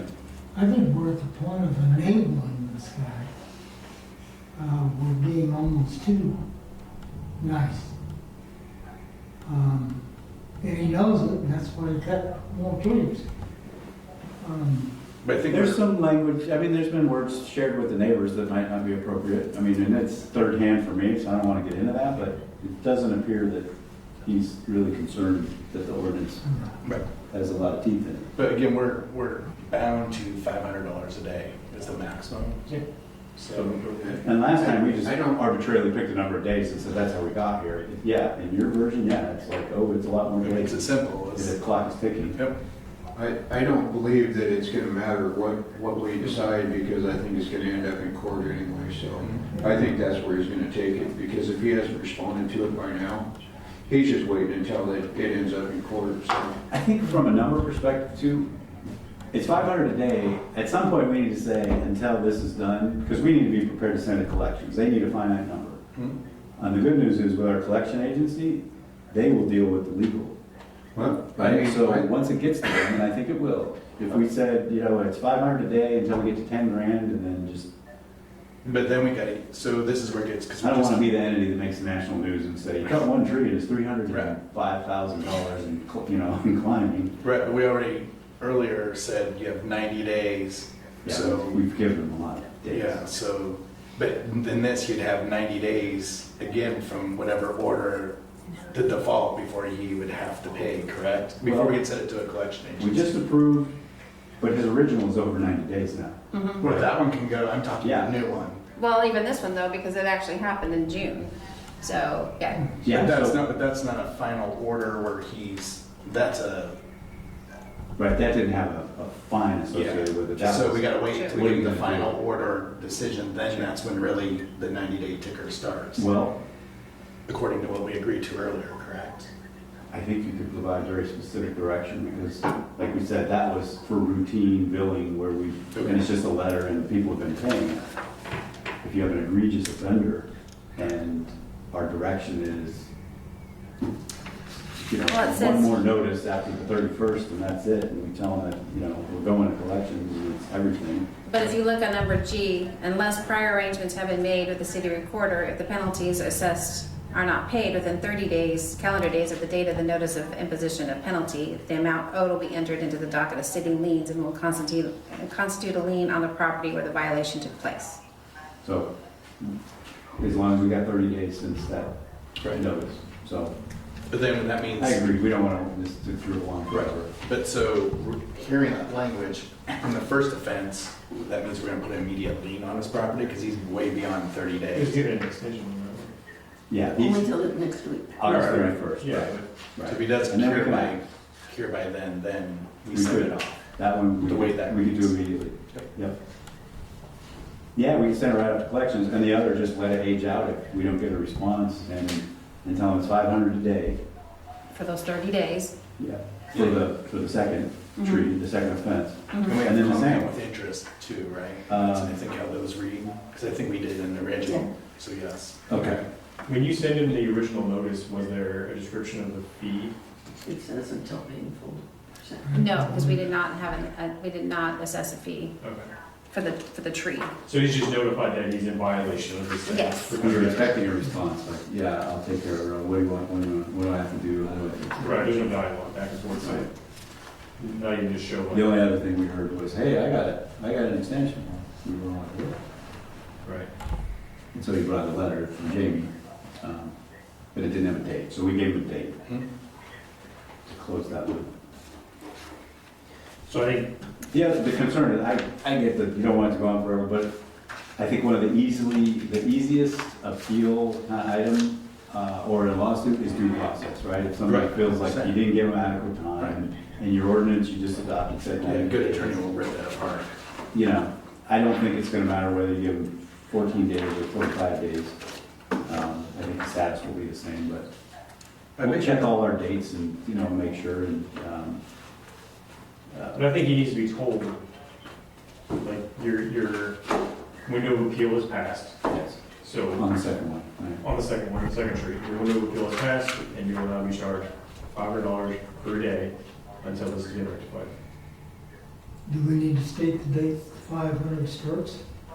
Yeah, we will, whatever the letter date Very was. specific, yeah. He had the notice and the response Yeah. window, and that's all ready all for ordinance, and that's all And published. then we give it with the 30 days before we go to Yeah, Mine being this way, if you look at this, you know, tree removal, 0 permits for August, is that what this is for?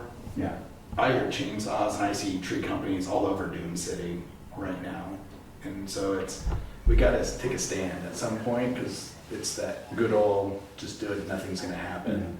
It's happening all over, and I see lots of tree companies and we have 0 permits issued, so how's that working? So we got a big gaping hole, and I think we gotta make The one- an example. Some of the visible is the power company, they're still working, but you're right, I hear it all the time. I don't know if Yeah, I mean, I see Cutting firewood. tree companies that are even licensed in here, and there's this whole gaping hole we got going on. And this is for any vegetation within how many feet? 50. 50? But there's different And then rules of along each property lot. lines as well, yeah, we have tree removal along property lines, correct? And then anything in the riparian, 50 feet. But there's different No, vegetation the waterway, types. not property, 25. just waterway. Right. I thought we had a property lines too, didn't we? Isn't there screening required, you're supposed to leave trees within 10 foot of property, like side yards each side? That I don't know. So you're telling me that you can't cut down a tree on your own property that's 50 feet away from a property line? I don't know. I don't think that, yeah, I don't think that's, It's just water. It's just a water. Oh, Just the water. It's not all trees. yeah. Just waterway. it's I not- was gonna say, that's ridiculous. Yeah, I think it's just the waterways. That Just would be in about impossible. Okay. All right, so, Property line, I thought was 10 feet either side. That's, I Of the don't think, property line, and that's true of easements on also. cutting trees, it doesn't go by property line. okay, I think it's in some of the CCNRs, because I've seen that on property, maybe it's just the CCNRs, not city. Some is in 15 feet. Okay. There's a bunch of them in Florence that have that requirement. I got one that's 7.5 on my property, which is my property line, but it's also an easement. Mhm. but it's spelled out 7.5 feet either side. And you can't, Can't get into that. okay. I guess on that last one, we better make sure that that tree's not beyond the 50 feet mark, I guess is what all I'm thinking. It's Someone close. did that We already. got the picture. Yeah, it was close. You can't tell from the picture. Yeah, I it's right next to can the see house. that. I can tell. Yeah, sorry, I have my note on there. And it's actually 50 feet from high mean High water. water mark, right. Oh, no, that's within Right, 50, so that's this is in within summer. 50 feet. So, yeah, at the high water, it would probably be 10 feet. So We we're- figured it was. Well, Right, it like hasn't 40, changed, 35, 40. water people. It'd be different if it would have been warned before. Here it is. No, yeah, once you know where, but where it actually is in the picture, it's down, it's in the summer. It's lower than high. It's down right at lake level. But even at that, in the low level, it's within 50 feet. Okay. All right, so are your instructions clear enough? Do we need to vote on that? Can we restate what you're gonna do? Because we had a lot of discussion, I'm asking a question. Can we Procedural, restate? That's good. here you got it first. So we're gonna basically figure out the dates, all the correct dates, and then Okay. do $500 a day from that point for For the this- second for the newer, violation. yes. Right. And on the old one, basically he has until the 30th. Till August 31st. Yeah, until August 31st. And at that point, in the meantime, we're gonna find somebody to go in and do the abatement and see what that's gonna be. But then what about the monetary? Are we gonna send that off to collections? And then that one Yes. could be immediately because Yes. it's been, And it was 47.58, I think, but then now we're gonna It's put 45, 27.40. Yeah. But I increased Interest. that because of interest. interest, okay, Yeah, plus 1.5, I was gonna say plus 1.5% interest per month, monthly. yeah. Yes. And so I had sent him a bill. Labor's probably changed too, because that was what, almost a year ago that he was in here? Well, the first one, no, it was all 3 documented, months ago. but the second one, we will incur more labor if we have to solicit a bid and go out and meet somebody and whatever. So yeah, the second one will go up because city's cost is an eligible cost, so, and plus the consultant, and then the consultant will come up with a planting list Hmm? to remediate, and we'll need a landscape contract or whatever's appropriate to. So the second one, you're gonna figure out when the start date was. It's $500 per day. And the cap is when it goes to collections? That's when we stop accruing, or do we keep accruing? I think we should pick a number. I don't want it to go up forever, and at some point we'll look unreasonable, but Well, the thing, we set a precedent saying going, he still doesn't have to cure. Oh, I guess we're sending it to collections though, that would force them. right, you stop the clock and say that's your number, otherwise, because collections needs a number to say, this is what I'm Well, doing. But then 30 we would- days is 15,000, so every 30 days is 15,000. Right, and that might be a Ross question too, like, Right. it says that, is that fair to say, it's been more than a month, you never did anything, we're gonna cap it at 15 grand? And that just, that That's sets a sort of like precedent, your that means we gotta do that moving forward for everything. Is that the right thing? Get your attention, well, and that, we could ask that The at Ross, term, right, yeah. And in this case, it's a second offense immediately after having a hearing and a discussion of the first offense, so.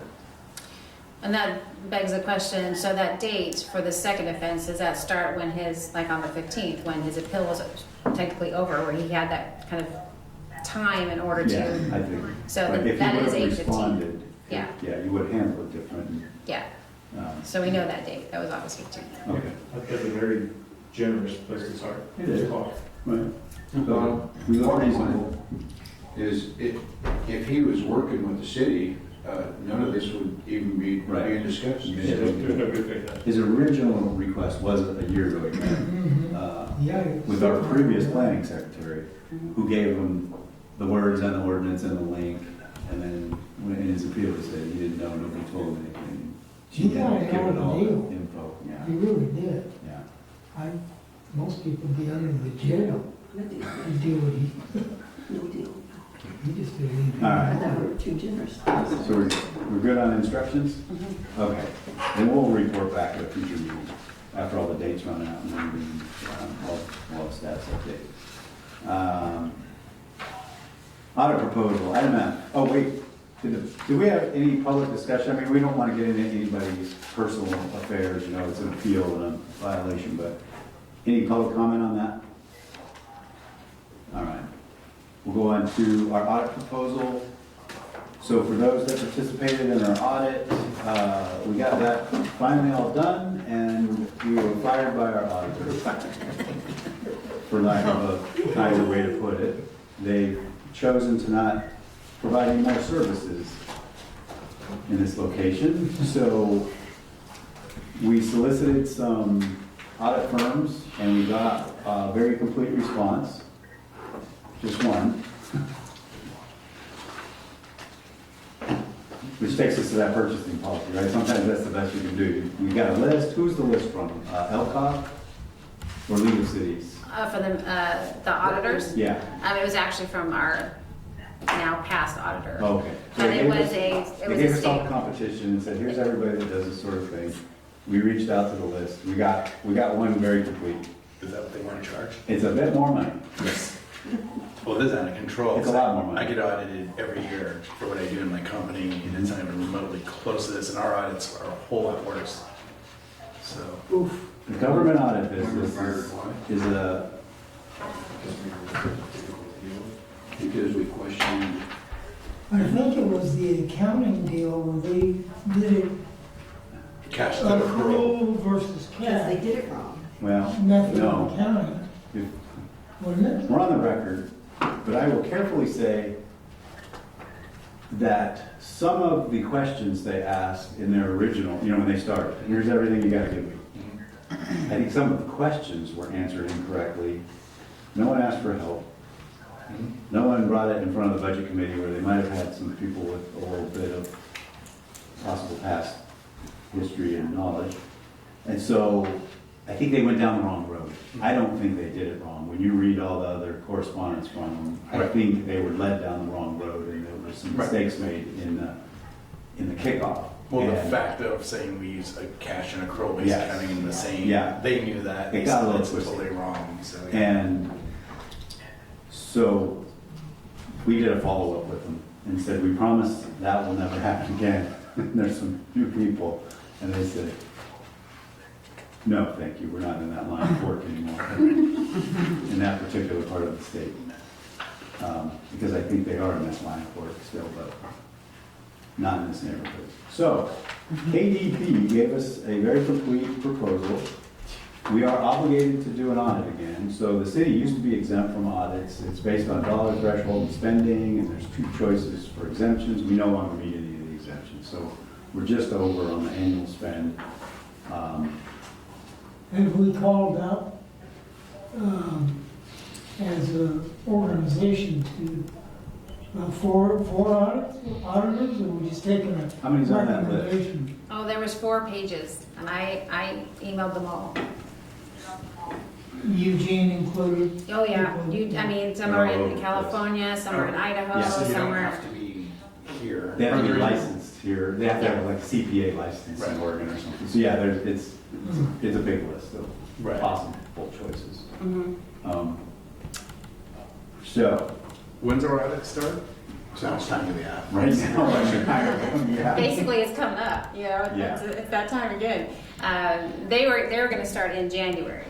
Because it's basically the budget year that just ended in Yeah. June. And once you say, I got all my bills paid, everything's closed out, which I think we're well past that. Yeah. Yeah, we could start tomorrow if we approve this. Right. But they said, for you guys, we're not a huge account, they said, we'll start first of the year and we'll be done and whatever. And there's a couple of choices, if you do this yourself, you can save this much money. Mhm. This is something you Right. can complete by, on your own. But it's a lot more money. Yeah, no, it's 3 times the amount it should be, in my opinion. Shocked me. Yeah. And the other was 25,000? Well, our budget is 27.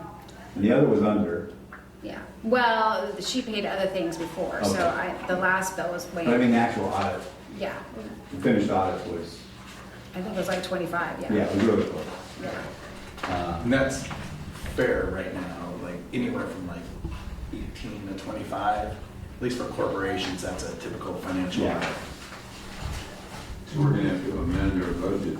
Yes, or you come back to talk about. I'd like to take, can I, as a council member, take a swipe and help live with this? I mean, this is what I do, right? And Yeah. I could ask them a lot of questions and hopefully not get us fired from that. 'cause we're at zero. My only, yeah. But that would just be, Charge us anymore. but that'd just be a lack of We're gonna integrity. get one of those, if Joe works on it. Exactly, right. Exactly. I had a I would go coworker, from 53 to 150. I had a coworker that we actually got quotes that said, if he's on the job. Really? It's a bigger price. It's a bigger. I was like, oh dear, there's gotta be a story to it. I mean, I can just speak I the don't language mind. and understand. Well, and I think if we start with that, like, hey, No, they're already our auditor. no, this will be the new auditor. The old Yeah. auditor is no longer our auditor. Right, she asked, hold on, Melissa, she asked, is this a proposal of the audit or auditor, or did we already hire them? No, this is the proposal. Oh, for this you. is the proposal. Yeah. And I think, Joe, if we start out with, like, the two of you and say, I have the city administrator and the budget committee member Right. that was nominated by the mayor on whatever today's date is, to act on our behalf, that's fine with me. And it's just simple, it'll be simple accounting, audit questions that you would Yeah. expect from someone to go, like, give me the better process, like, what are you gonna do and all that, and not get conflict involved. Okay, I'm fine with that. But I'm gonna call If- some of the if you're audit fine with companies that. I know. Okay, well, and you can compare lists too, because if you look at that list and say, oh, I've used 3 of these firms, Right. and I know somebody there, that might get us a response. Then maybe we could get, 3 or 4 proposals to compare. Right now, this is the only one that responded. Right. And if you want another opinion, my husband would be happy to help. Yeah. Yeah. We have good people Yeah, here. I know. And I think that's what kicked us off on, is we had people that wanted to help, and none of those questions were completely answered. And I think they did a lot of things twice. Right. And so at the end of it, they're like, Yeah, it doesn't can't make make any sense. money in this business, so Yeah. we're doing it this way. So Okay. that's what we're doing. So, I'm fine, it's for discussion then, we can continue this, we don't have to approve it tonight. We got it about 3 weeks ago, and got it on the agenda, and so, yeah, we can, Right. if you two want to compare notes, it's fine with me, is everyone okay with that, and just table this for a Yeah. moment? And if your husband's canceled, we can all meet here Yeah. one day and just have a Let Lila know if you got somebody else. Because I think it's good to have different All right. HDM. 360 deal. That, anyone in the audience have a specific comment about this audit firm? We'll see more quotes if we can get them before we act on it. Well, I am pleased to hear that you're going to be looking at the numbers again, because I know you haven't had a budget committee meeting in some time, and that's concerning. And I think Joe is going to be working with that budget, and as far as I know, it hasn't happened, so I'm glad he's doing it. That's my only comment. Well, the budget committee is done when the new budget's adopted, and then we'll start up again first of the year for next year's budget. So it's an approved budget, so there's no activity. Now, the next activity would be the audit of last year's, so that will be the next activity. And at our dollar threshold by state law, we're no longer exempt. It's likely we will be doing an audit every year going forward. It sounds good to me. Okay. I'm confused how it can both be approved and needs to be audited. There's 2 different things. We just approved this year's budget. July 1 is the new budget year, so July 1, 2024. That budget is what the budget committee was working on in the spring. Now we audit the 2023, 2024, that ended the last day of June. So every year we'll audit the year before, once the books are closed out, and in the spring, the budget committee will establish next year's budget. So it's 2 distinct processes there. That are 2 different sets of books, if you will. Last year, one you're working on the going forward, one you're looking backwards. So we're now at the step of looking backwards at the last budget. So yeah, we'll see if we can get more quotes, and then we'll revisit this. Especially since these guys don't want to start for a couple of months. Okay. This isn't like if we don't start by September 1, we'll never get it done. They're saying we'll start first of the year. Right. Okay. So we'll table that, we'll continue that and see if we can get more. Next discussion, G, Chet's Trail and/or Rebecca's Trail, depending on the document you read.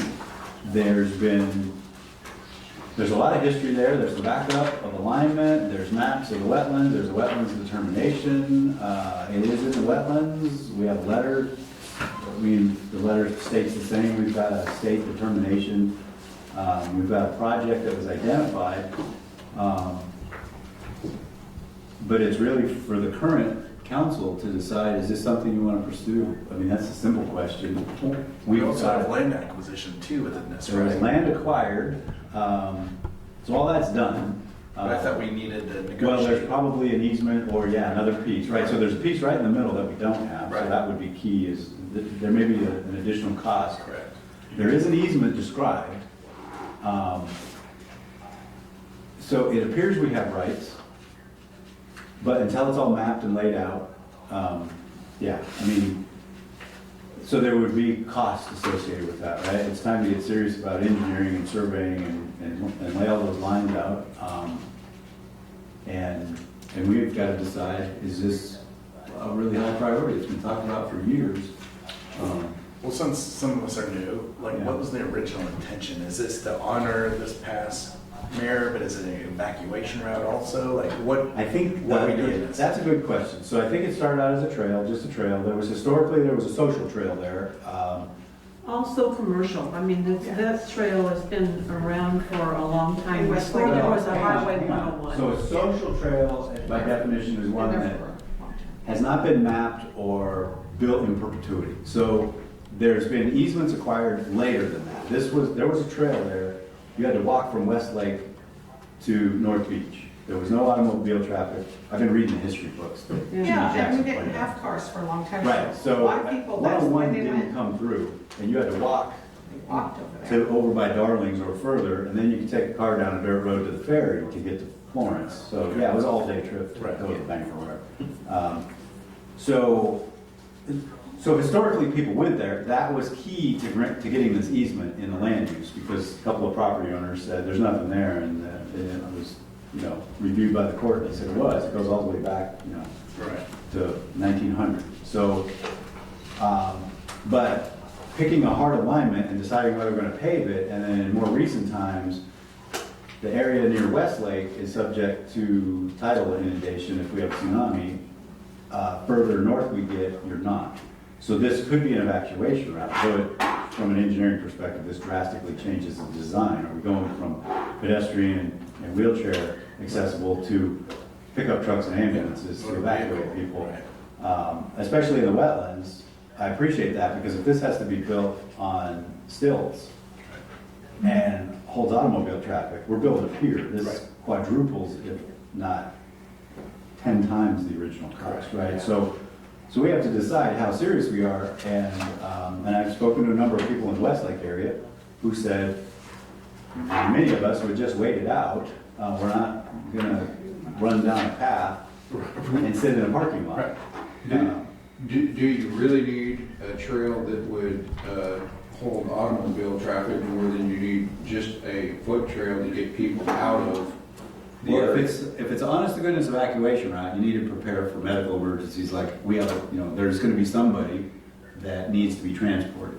So if you need medical transport, or an ambulance during that time period, or a police car, or whatever it is, you get into, are we going to design it so you can drive on it? If we design it for pedestrians and bicycles, the design standard's 10 or 12 feet, depending on who you ask. There's a highway design criteria for 10 foot plus shoulders. So minimum 10. Right. That's also drivable. Police cars have a hard time stopping when you say, I don't think that'll hold a cop car. I'll say, watch me. No, that would go right through it. Yes, and so Have 1,000 of them.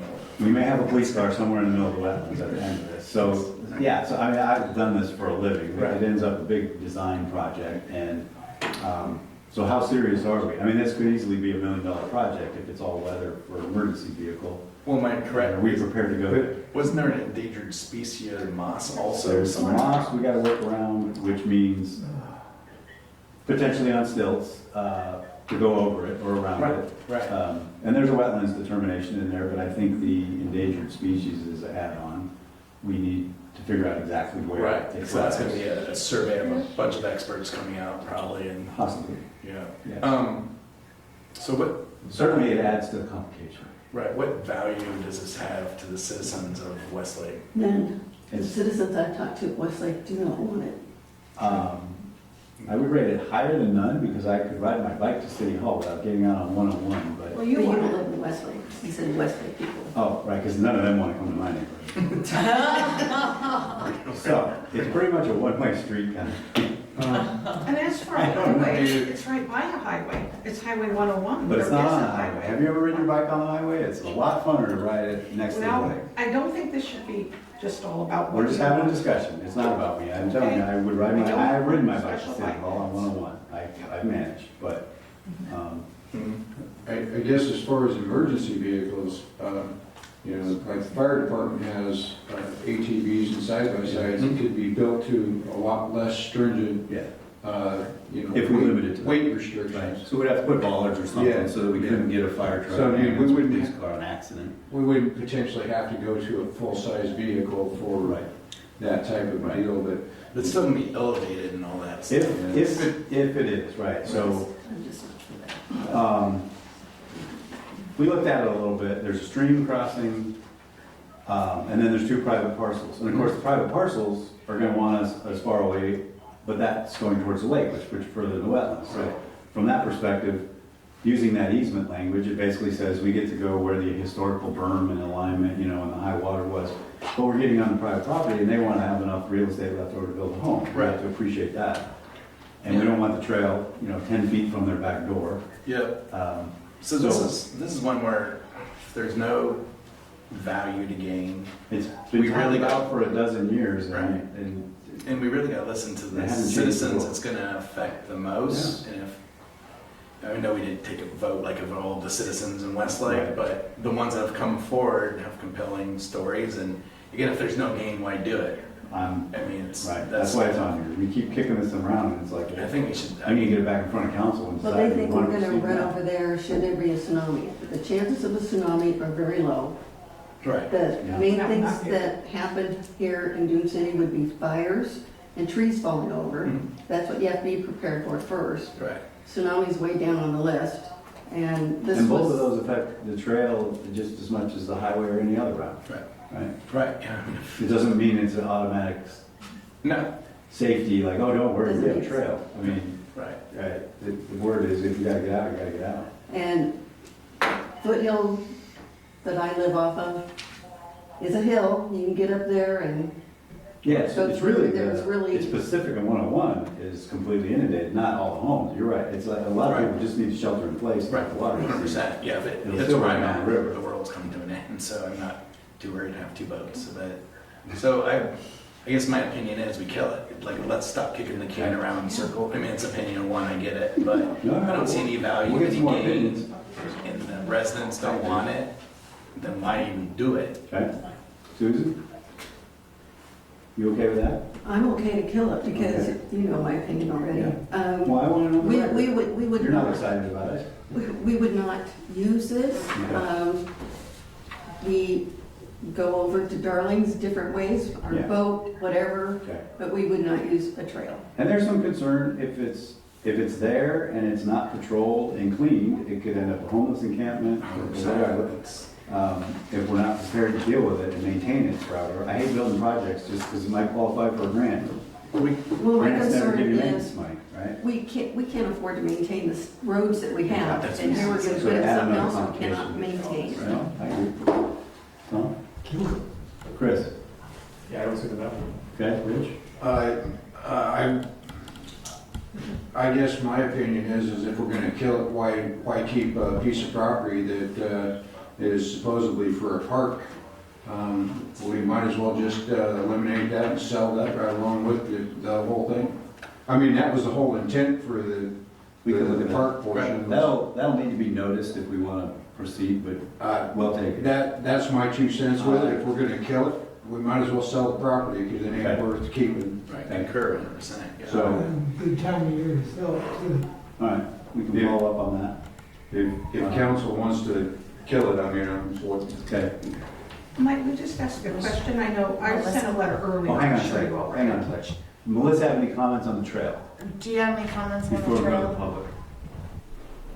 I am concerned, that you go along with what others are saying, and that is the maintenance of it, if we were to go through with it. I mean, if we're going to look at this and maintain it and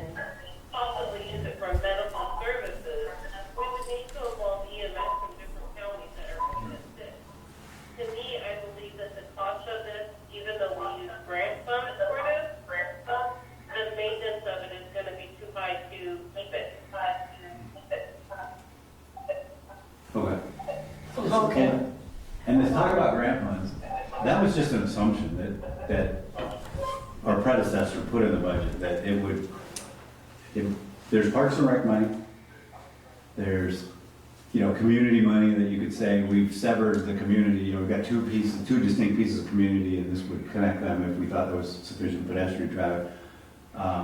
So there isn't any money sitting there right now. This would be like, it's been talked about for years, right? There isn't $1 million sitting in the bank. That was presumptuous. There are other sources if it is an emergency route. With fires in Oregon, they've put more money towards that. Now, we're way out of the fringe. This little stretch has never had a fire, so it doesn't mean it goes to the front of the list just because we say it's all weather, emergency access. And I'm with Melissa, we're adding, especially if it's all weather access, we're adding a complication, and I agree with you guys, that it doesn't come with any additional maintenance money. And so, it doesn't sound like anybody here is in favor, and now, please, the audience. Jeannie, you have a All right, comment. Janita did write a letter, Okay. I'll let her go first. Go ahead. Well, I would be comfortable holding on to my letter, or reading a letter later, or I can just read it so it's in the record. Well, it's in the record, we have it, it's gonna be part of the backup for this item. Whoops, that's not the letter. So your call, if you feel like you need to read it, it's your 3 minutes, but we all have it.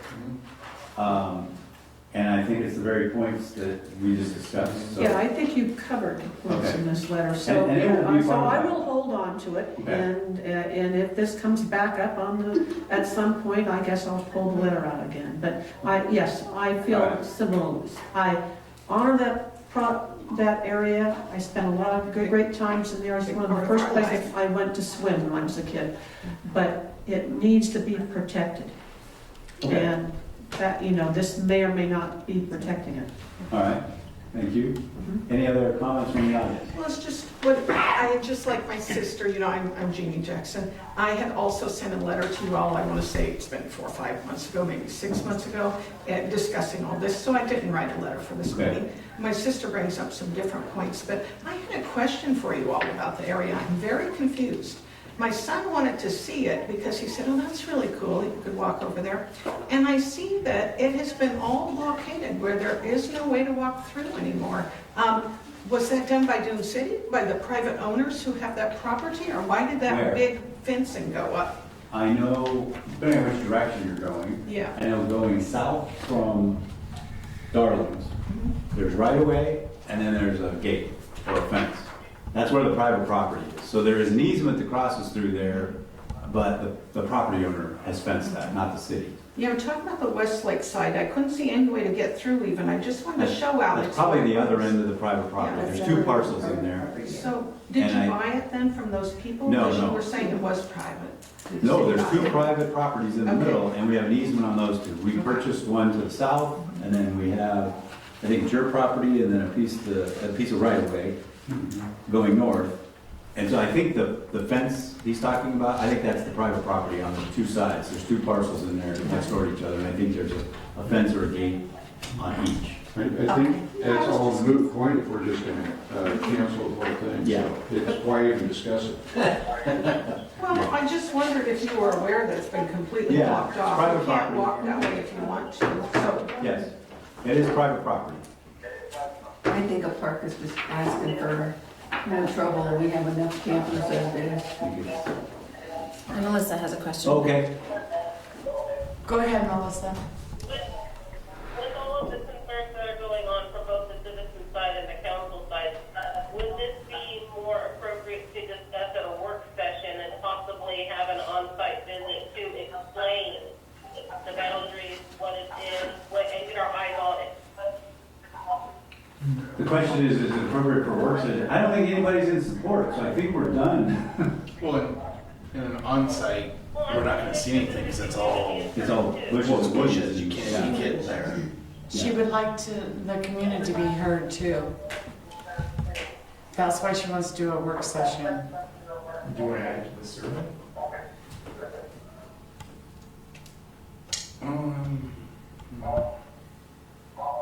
What's the question?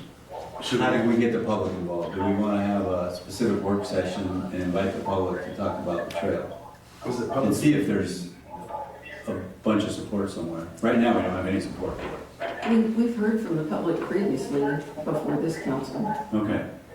Right, thank you, Susan, and actually, there was a notice up on the bulletin board for quite a while, and I thought some of those people would reach out to you, but I don't know if they did. Just telling people about what was going on and asking them what they thought. So, did anybody write you?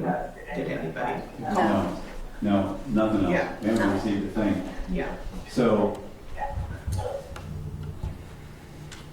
all right, so it's a discussion for possible action. We can either, I guess we can do nothing and it sits, right? Because at this point, we have no plans to go forward. We would just stop taking action. Or do we want to have a neighborhood meeting and prepare some pictures and maps and stick them on the wall and see if anyone comes and gauge the support? But considering there has been a lot of talk. Right. I mean, there have been things on the bulletin board, and Jamie's talked about it. There's been multiple items in the past. Or to Chris's point, do we just want to put it, because we have still time to put another question on the survey? But then excuse me, I think you have a can of worms, because people are gonna, excuse me, look at it at general face value, but they're not gonna know, like, all the additional costs of Well, ongoing, it's gonna make Yeah, it. it's too complicated for a question, Right. because they're gonna say, most people say where? Like, even people that live in the area, like, how do you get from here to there? You can't even go Yeah. walk it to see if you want to do it, because of expenses and private property. We would have to go to those private property owners and say, we're exercising our easement rights, they Right. don't expire. That was tested by the court. They said, oh, you didn't do it for 10 years. And they said, no, this is forever. The Yeah. original social trails from like 1900.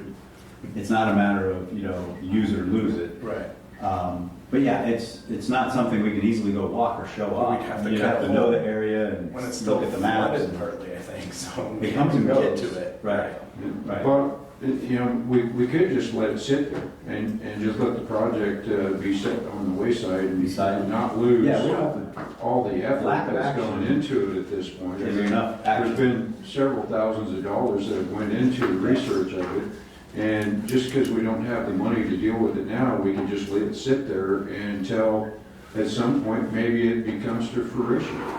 Or maybe Yeah, it because we're doesn't. not gonna vacate our easement rights or anything. Right. Right? And then until such time we have a discussion about selling, if we decide to surplus property, then we could say it can't go anymore, once you sell this off, or do we want to reserve an easement, in that property we sell along the water line or something, but that would be a separate discussion. I think we could close it off. It could also just be brought up at another time. I see having things dangled, because it's also a budget item. So we have to address that at some Well, it point. doesn't have to be anymore, right? That was a budget item because the predecessor wanted to see it Okay. done. So it was always a placeholder. Yeah. But there is no grant being reviewed right now for possible funding. That was all just, if we did, so. Right. Just put it on the back burner for now. Okay. And if we have to do a budget amendment to cover the auditor, Right. we could also put that on the agenda and say, just strike it from the budget. And it won't be staring you in the face. But we would have an easement right on the private property if it ever came back. I mean, until such time we sell something, and at that point, it's pretty much, you can't get from A to B. Right. And that'll be a future discussion if we want to declare something surplus property and go through the process to sell. We'll revisit that. So, all right, so for now, that's our action, is that we're not going to do anything. Just attach these meeting minutes to that project so we understand why we shelved it. and That's killed it. part of what drove this, is we're like, we keep talking about, what did we have in the past? So we started doing research, and it turns out there's a wetlands determination and some other mapping and easement rights that were reviewed, and so, yeah, you're right. Just saying, if we're gonna shelve it. And create a project Put a file, note for stick future all that us. in it. Right. Of what happened. Yeah. Yeah, I'm still showing it. I think it's just deferring it and not making a decision. We're not going to do it. Well, and we I can think- always bring it up at a later time. So why wouldn't we close it out and just say, because we got citizens that are worried about Well, it still there. we need to combine two things. If that property we purchased is surplus property, and we could sell it and get our money back, that would be the appropriate time to have that discussion. It's, if you do A, you're deleting the trail forever. So if you feel, and we gotta invite the public, right? Because either way, we're gonna take action. if the public all shows up and says, don't do it, someday we should build a trail, okay, then, you know, we'll seek the public input. And, so if you don't have any in favor, then it's like, okay, then we're done. Now, next step is Right. declare it surplus property and put it out to auction or, you know, solicit, depending on the appropriate method, how to get rid of it. So, Right. didn't we pay about $250,000 for that parcel? We thought it was grant money. Yes. Oh dear. That was gonna be my next thing is, I don't think we can, because we bought We it gotta with go look at the money. grant and see if it, a lot of times it'll say, you know, you gotta refund the grant money, Mhm, or yeah. after 10 years, you don't have to do anything, or whatever. We'll have to see. You might have to just hold it in open space, public open space, not make it a park, but it's Put a bench there. open space. That property was given to the city by the county, wasn't it? No, there's No. one we bought, We paid for part of it with a and grant. frankly, we bought high. We sold one, and we sold low, and then we bought one, and we bought high. And then I think there's a county parcel, kind of over across the street from you. They said that is a potential trailhead. Jamie asked for that from the county. It's held as open space. And they said that would be okay to either build a city park or parking lot there, or we could give it to you for open space. That, they've never given it back. I talked to Ryan, our county commissioner, he said, oh, they told me it'll take a year or two for the county to act. So That that section- request was made, but they didn't give us anything yet. That section of that property was actually, if I read the documents right, was donated by the Darlings back in like 19, Oh, and North Beach, and, of North Beach, the actual Darlings that started Darlings Okay. Marine, that property was donated that was one that was named in the lawsuit about the easement. to the city, and then was give to the county and then give back to the Okay. city. Okay, there's another From what part I've seen, but further south that the county Yeah. will give us as Yeah. well. Yeah, there's another piece. Okay. yeah. So yeah, I think there would be some more discussion, and maybe that, at that point, we can invite the public to say, if it's determined to be surplus property, it means this trail can never happen. And excuse me, that was something Geneva and I were really concerned about too, was the talk of a parking lot. You don't want to put asphalt in there, that causes cancer and all kinds of Where? things. To do a parking lot, are you talking about asphalt? Because it is a Yeah, special unique well, area, you don't We're want talking about asphalt. parking lot, but not necessarily in the wetlands. Okay. Potentially a parking lot associated with the trail, the parcel the county may give us is not in the wetlands at all. It's Okay. around the corner up on a high spot. What street is that? Off of Foothill. It's not in the wetlands at all. Yeah. And it could be a gravel parking lot as well. I don't, Yeah. I'm a little surprised it came up again because I thought it had already been taken earlier this year, but. No, yeah, it's I'm- never- I'm that's why very it keeps coming up. encouraged If you don't want to move forward, Uh, because I don't know anybody here who thinks it's a good idea. Well, we'll have to reach Maybe out a to few some of more you people. do, but people who live So is here. that clear? Yes. All right. That takes us to the last item, and it's at 8 o'clock. Can we get through? It's actually relatively simple. Review of 228. We had this discussion. Tom, you were correct. You know, it kept getting quoted as it's 5 years, you guys do 5 years. The ordinance 228 says up to 7 years or per the expert that inspects. And there's a chart attached to ordinance 228. Page 8. Which is actually in effect, but has been misquoted. So it's turned into an urban legend that it's always 5 years. The charts in the back, what we adopted was whatever the latest version from the university is, and that's what's on page 8. So, so from that perspective, you were correct, that last revision was approved and is in effect, and I think Revision of what? it was 203 and then 210, I believe, or 211. And there was a legal challenge, and 228 was adopted. So 228 is the one that has the revisions you were talking about. It says there's a chart, and you go up to 7 years for inspections, depending on the condition of your septic system.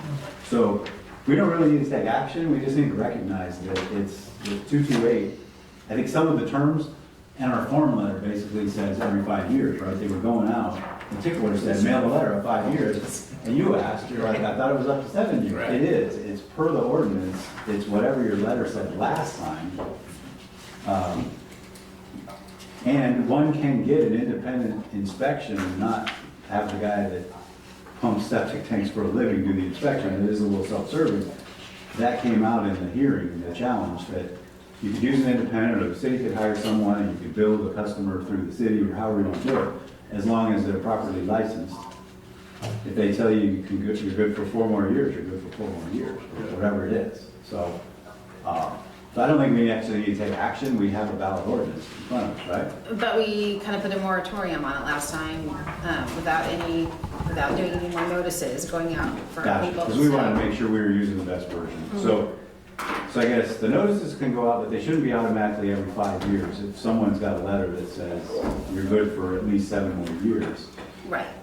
But we do have a few properties that have never responded from the original ordinance, which goes back in the early 2000s. So they're like 15 or 20 years. Right. So part B is we had a list in the previous agenda item where we had this discussion. There were some that never responded. We don't know that their septic's failed, but we know they've never responded to us. There's nothing on file. That kind of goes to the code enforcement. Right. Are we willing to send an inspector from a public health and safety perspective to say it needs to be inspected? And then if there's a problem, it needs to be pumped or taken care of. And are we willing to send somebody out to do it, pay the bill, and then, bill them? Because most of those, yeah, I don't think they are gonna respond. They're Because old-timers, if they've never they have responded. responded, it's been very negatively to Okay. the staff. And so there's notes in there, please do not call, And because, how many is there? I don't have that list. I would say probably about 15. They don't fit on one page, yeah, it's not like, because there was some work done really early on the wetlands determination, over 20 years ago, and they said there was a survey done in the 70s, and many of the old septic systems were failing. And at the time, it was a few mayors ago, it was Rob, and he said, everything that's been built since then meets current standard. We're talking about mostly current. There was a small number, and a lot of those were old summer homes and that sort of thing. So through building permits and upgrades, a lot of that has gone away. Some of that stuff they said, because they didn't publish a list, they just said, Lane County estimates 25% of the few, because this was back in the 70s, could be failing. No addresses, no action. And the state leaves us with this legacy that somewhere out there there's possibly a failing septic system. But everything we've done since has basically been up to code and inspected by the county. And One thing I want to say is that it might be hard for homeowners to know where they fall on this list. I know. Because when we It has been a spoke, bit of a moving target. when we spoke to the guy that came out and inspected ours, Mhm. we said, well, how long are you going to recommend? And he goes, well, I'll send a letter to the city. We said, don't you send one to us? And he said, no. So they never let the residents know how long they're supposed to have. Gotcha. So you get a notice from the city, and it comes out as a surprise And because you were never Template told. became a 5-year, they just all say 5 years. We weren't, since this was, so it was a good question from Tom, I thought we changed that, we did, and I don't think it was carried out. That's why I said it's probably not an action item. We just need to carry it out for ordinance. We're not revising an ordinance, we just need to recognize that there were some choices in there. And we need to be prepared to follow those, so, Because this chart in here says, ours says 9 years, so. for 2 people with the size of system, yeah, exactly. I'm one person, and mine says 12. Newsletter items. Yeah. So, Yeah, sure. but, That's good. but the ones that have never complied, it's a pretty finite list. So, and we could bring that back in front of you, I mean, we're running out of time tonight, but we could bring you that, the dozen or so that have never responded and said, do you guys want to, say this is your final notice? They can't tell us to stop corresponding with them when they don't comply with the ordinance, but many of these existed before this ordinance existed, so they feel like I'm some sort of, grandfather. It doesn't count. No one is. This was to make sure the water quality was high, and there was a legal challenge. And they said, in your own words, the council said they would do more than the minimum. That's why 210 or 211 had to be replaced. So anyway, that's where we are. So you can send them a notice and say it has to, at least get an inspection and send us a copy, if everything's okay. I mean, I know septic systems have been around 25 years, but never been touched, and they work fine. It's not an automatic failure, 5 years, 7 years, 9 years. No. Um, And I looked up the Lane County thing, and this basically says exactly what Lane County Right, says. which is the university's chart, is a recommendation, that it probably will need to be pumped in this interval. Yeah, just a guideline. Yeah. Right, so, having inspected, but it says don't pump unless you're between 35 and 40% sludge. Right, That's when you and pump. that's a good comment too, that don't just pump it because then you're starting over with. Right, you don't anything pump it just biology. because Dune City sends you a letter, you don't pump it. Right, okay. Well, on that, so I was a proud recipient of a final notice. Are we gonna notice people now that we've sent nasty grams to? Because they're very formal looking and somewhat threatening. It was, that's why when you brought it up, it's like, it's really pointed, and it says you have to do it in 5 years, and it sort of ignores part of the ordinance. So now we got, I'm sure I'm not the only one with the nasty grams. So we turned our researcher loose, and she said, She got it all, 3 right? ordinances. I'm like, sheesh, it is a moving target, no wonder why everybody. But are we gonna message people somehow that, because people are gonna go, I got this final notice, so I better do something, and then if they find out after the fact, actually, we were wrong. It's not really the final. It's Right. But it's one of those things, right? Preliminary, pre-final. So again, it goes back to what your inspector said. So I think that what we can do is find out, who's on that list again, basically kind of start again. And then, Send an update, yeah, because it's not the entire city that got the Send it letter. out. It's a finite number. right, It's one person on the city council and. Right. So, it's- yes. But yeah, it's and the ones that are really old, we say, look, get an inspection. Right. And then we can sleep at night and Right, but we who's know it there? functions, right? And I think another issue is the inspectors, right? Because they know kind of our policy, and sometimes they just put 5 automatically. So I think there has to be an education. And that's what I was with- worried about, that it always turned into 5. And the letter says 5, and the tickler's at 5. Right, Even though if everything's healthy, it could be a lot longer. Right. Your interval could be much longer. Right.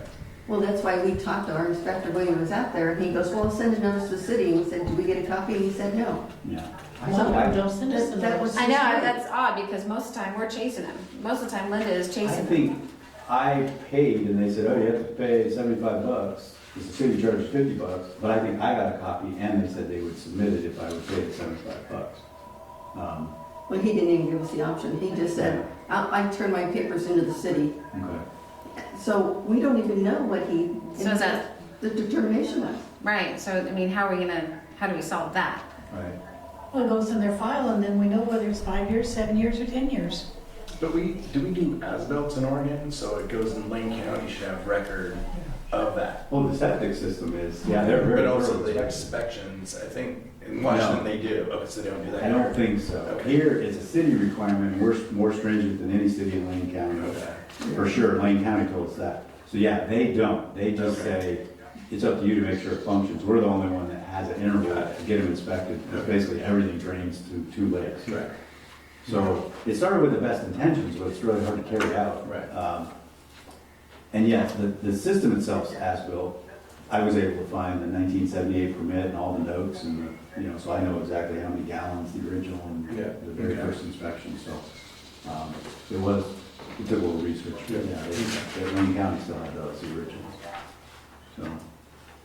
So yeah, I guess we can report back now. So we're all on the same page. We have a valid ordinance. It does have some allowance. We need to look at our notices and the most recent, because you're right, anybody that potentially got a premature notice is not a scofflaw. I take it back.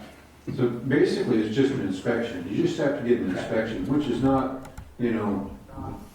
$500 to have it pumped or And whatever. then if it needs work, you gotta take care of it. Oh, Yeah. Right? What inspections out here are pretty expensive, like $400 or $500. They are. I feel Really? like. It was Just when we look at expensive. properties, we gotta do inspections, right?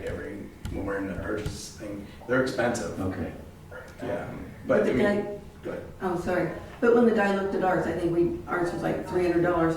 He goes, you got less than an inch of sludge. Why did I even come out here to inspect this? Well, Because it's a an law. inspection's one You thing, know. but when you buy a property No, I in didn't do Dune that. City, according to Dune City ordinance, You're, as a property seller, you're required to pump that and inspect it before the sale can be final.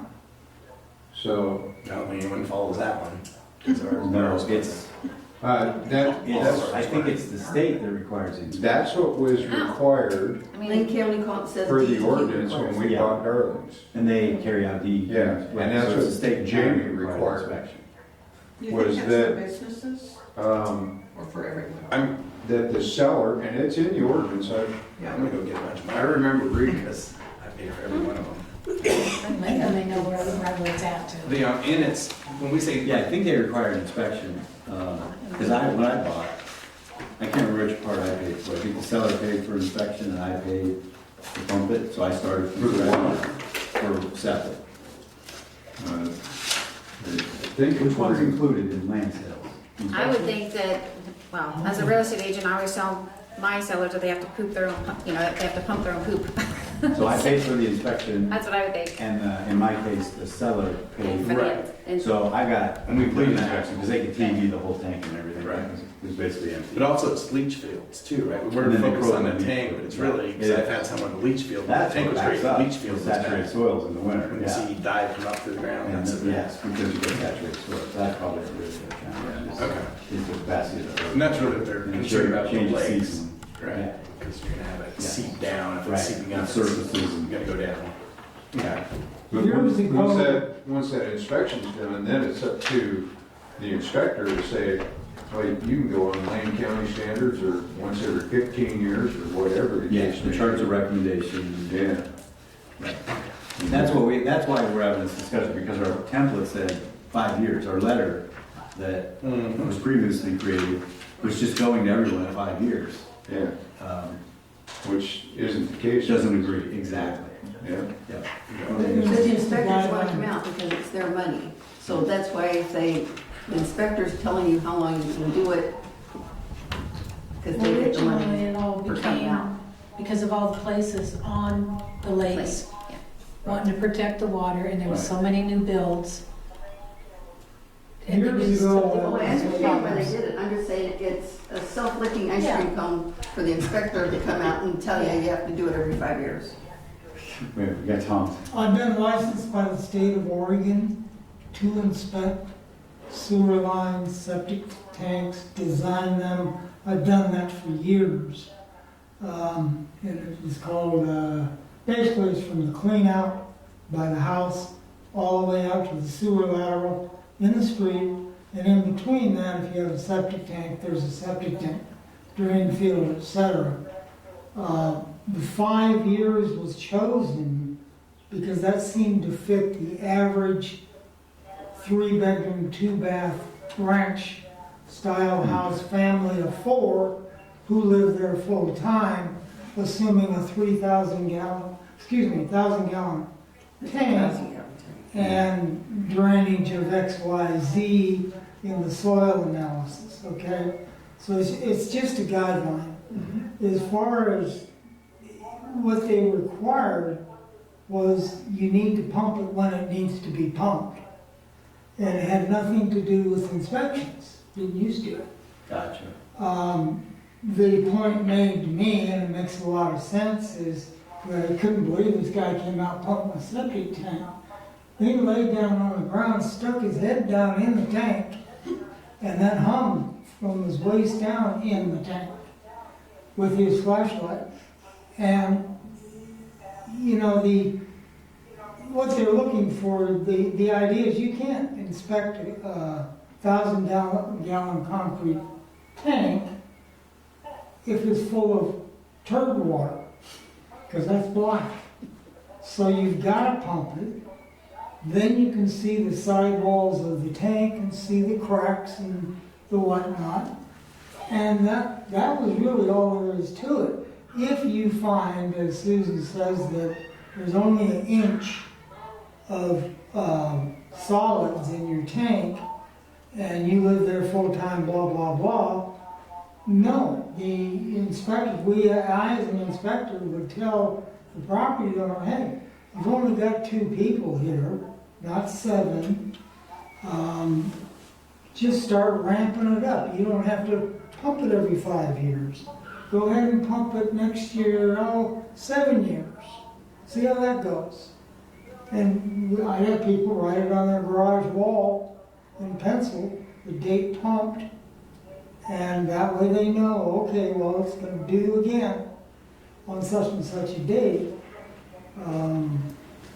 So that's why it deviates, but that was the whole deal behind it. The inspections also include D boxes, distribution boxes, and typically we would do those with a fiberglass rod where you look at an as-built and decide, okay, well, so many feet down this, we should run into a D box, stick the probe down in the soil, goes clunk onto a cement D box, dig that up on a random basis, not the whole dang thing.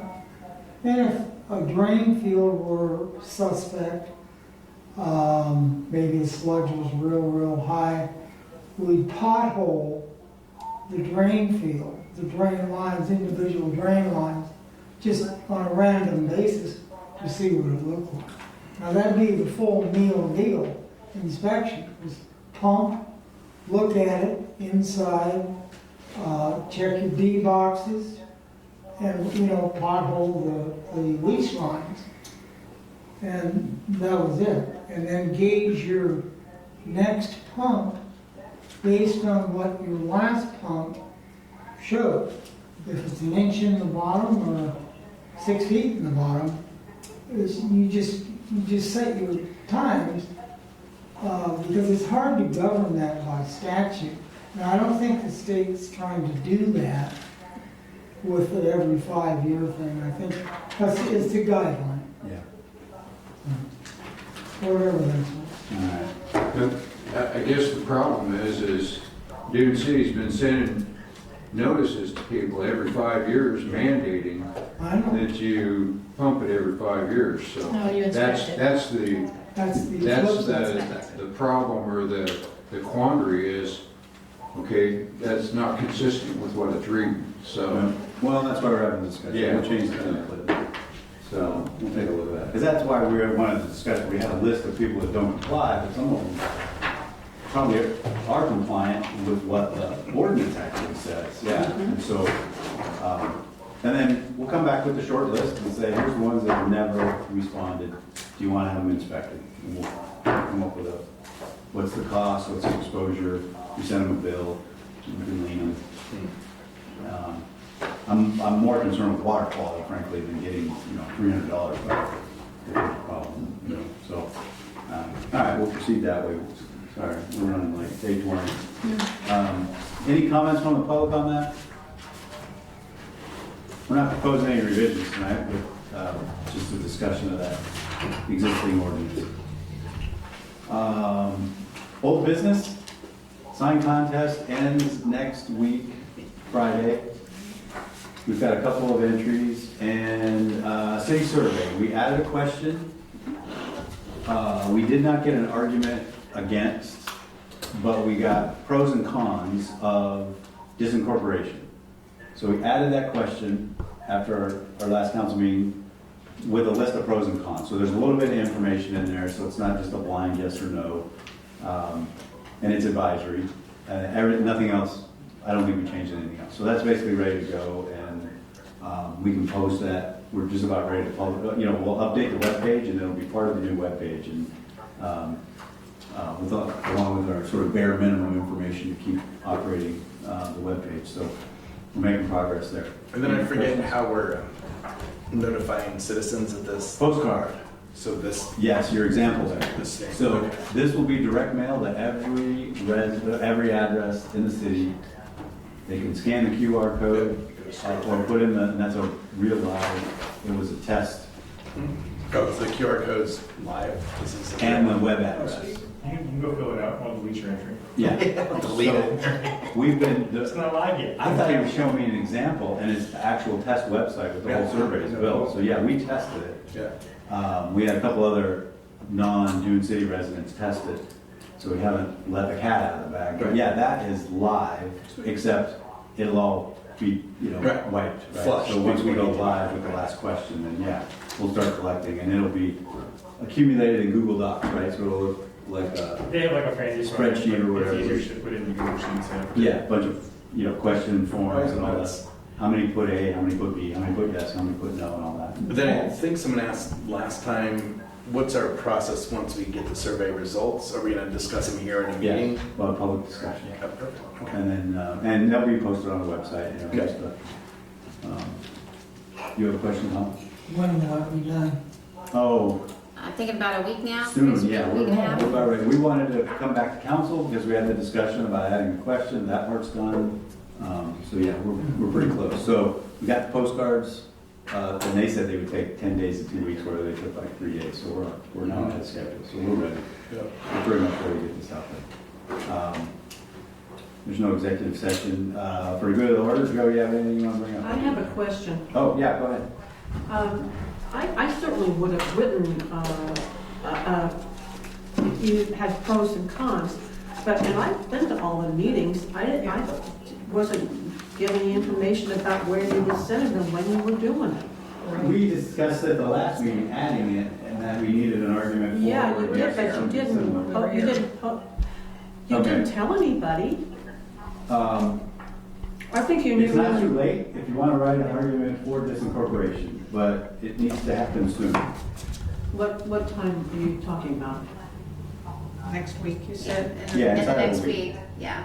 What's the date? On the 21st. So by next Thursday, Wednesday, the 21st.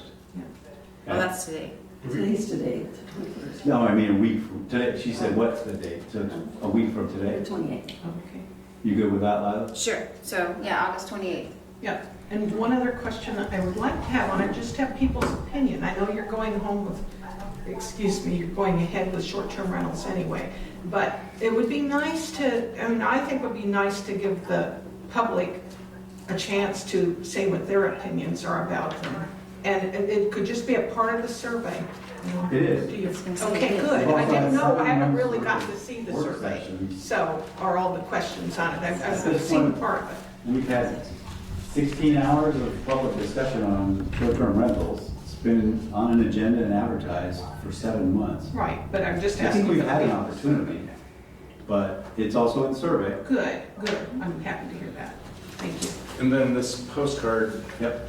is going to the address of the home. What about the out of state? Is it the, It's going to the mail routes. So it's going to all of the. so literally the house? Right. So we have some people that Oh, the that don't legal live here. owner. Correct, lives in a different state, so we're gonna exclude those people? Do they get forwarded? I don't know. We also post it on the website itself. Yeah. Yes. All we have is legal Right. owner mailing list. Well, we're doing it through the post The direct office. mail. So we're doing Yeah. the every door direct mail. So it's gonna go on the mail routes. They just blanket cover the city. Yeah. Yeah. So there are some. So we'll know just that if you live out of But, state, you're gonna. yeah, you can share the QR code. It's on the website. So there'll be Yeah. a hot link on the website. Yeah. It'll be on the newsletter. Put it on the social media page, the Facebook page. I think Yeah. but We want to limit it to. I was gonna say now you're gonna get people Yeah. maybe across the river if it's on that. Right. Yeah. It's gonna open it up to, Everybody's going I guess the people that don't live here, it's a small amount. It's so- yeah. Okay. Well, and, yeah, I mean, so you got property owners and then you got residents, so, a lot of the questions are directly related to living here. Correct. Right, the activities here and that sort of thing, not, but anyway, no, that's a good point, you missed on. That's fine, yeah. All right. Where were we at? Anybody else for the good of the order? Tom, anything? Chris, Rich? Just an update as far as the dam, because we're getting ready to come into winter season. Yes. To my knowledge, at this point, we still only have one motor and out of 4. Okay. And to my understanding, Taconich is in the same boat Or worse. or worse. And so I don't know, is as a council, if there's anything that we can do or things that we should start thinking about, maybe potentially intervening with. You know, I don't think you saw the letter. The state sent them a very direct letter and said, you are going to be fined. I have not heard anything. Okay, they about copied that. me. I think they only copied me. Yeah. But Susan has sent that letter already about a month ago from both lakes and said, you're in violation. This wasn't a, you know, they're done with the asking questions. She said, you are in violation. We have made an inspection and you need to correct this or you will be fined. So we need to follow up with her and see if they ever got a response. 'Cause you're right. I don't know that anything's gone, but, I mean, Oh, yeah. according to, I don't know if anything's happened with that. No, I don't know. According to We'll find the way out. things are supposed to be, I mean, they're supposed to start flushing the sandbar out here, In- 1st of October. Yeah, October. So if there's no avenues to do that, and then all of a Then there'll sudden be we get into violation again. November and December and start getting rain, and next thing you know, we're flooded. Well, All right, we can check on that. Yeah, she did copy me on that. Yeah. And, but anyway, because that's, they were trying to set up a meeting just to discuss it, and she's like, it's falling on deaf ears, it's going to fines. Yeah. So, yeah, they were noticed, and fined. Melissa, do you have anything? well, I thought we were They told gonna us correct. set up a meeting for, potential to change the Yeah. lake level too, but she's never followed up with that. either. No, I think it's because they're non-responsive, they wouldn't come to the table, so it Yeah. turned into you have to do everything you're obligated to do right now. Yeah. So we'll find out if they got any action. Copy. All right? All right. Melissa? Okay, she's good. Okay, well then we are adjourned at, sorry, 8:27? Yeah. Do you want Oh, a wait. motion to I need a adjourn? motion to adjourn. I move. Second. All in favor? Did she say okay? She said it, she Oh, said that's good. Now We're all adjourned. good. Now we're adjourned. 8:28. Trigger on the gavel. Now I have Motion. Bye, Melissa. I think she's gone.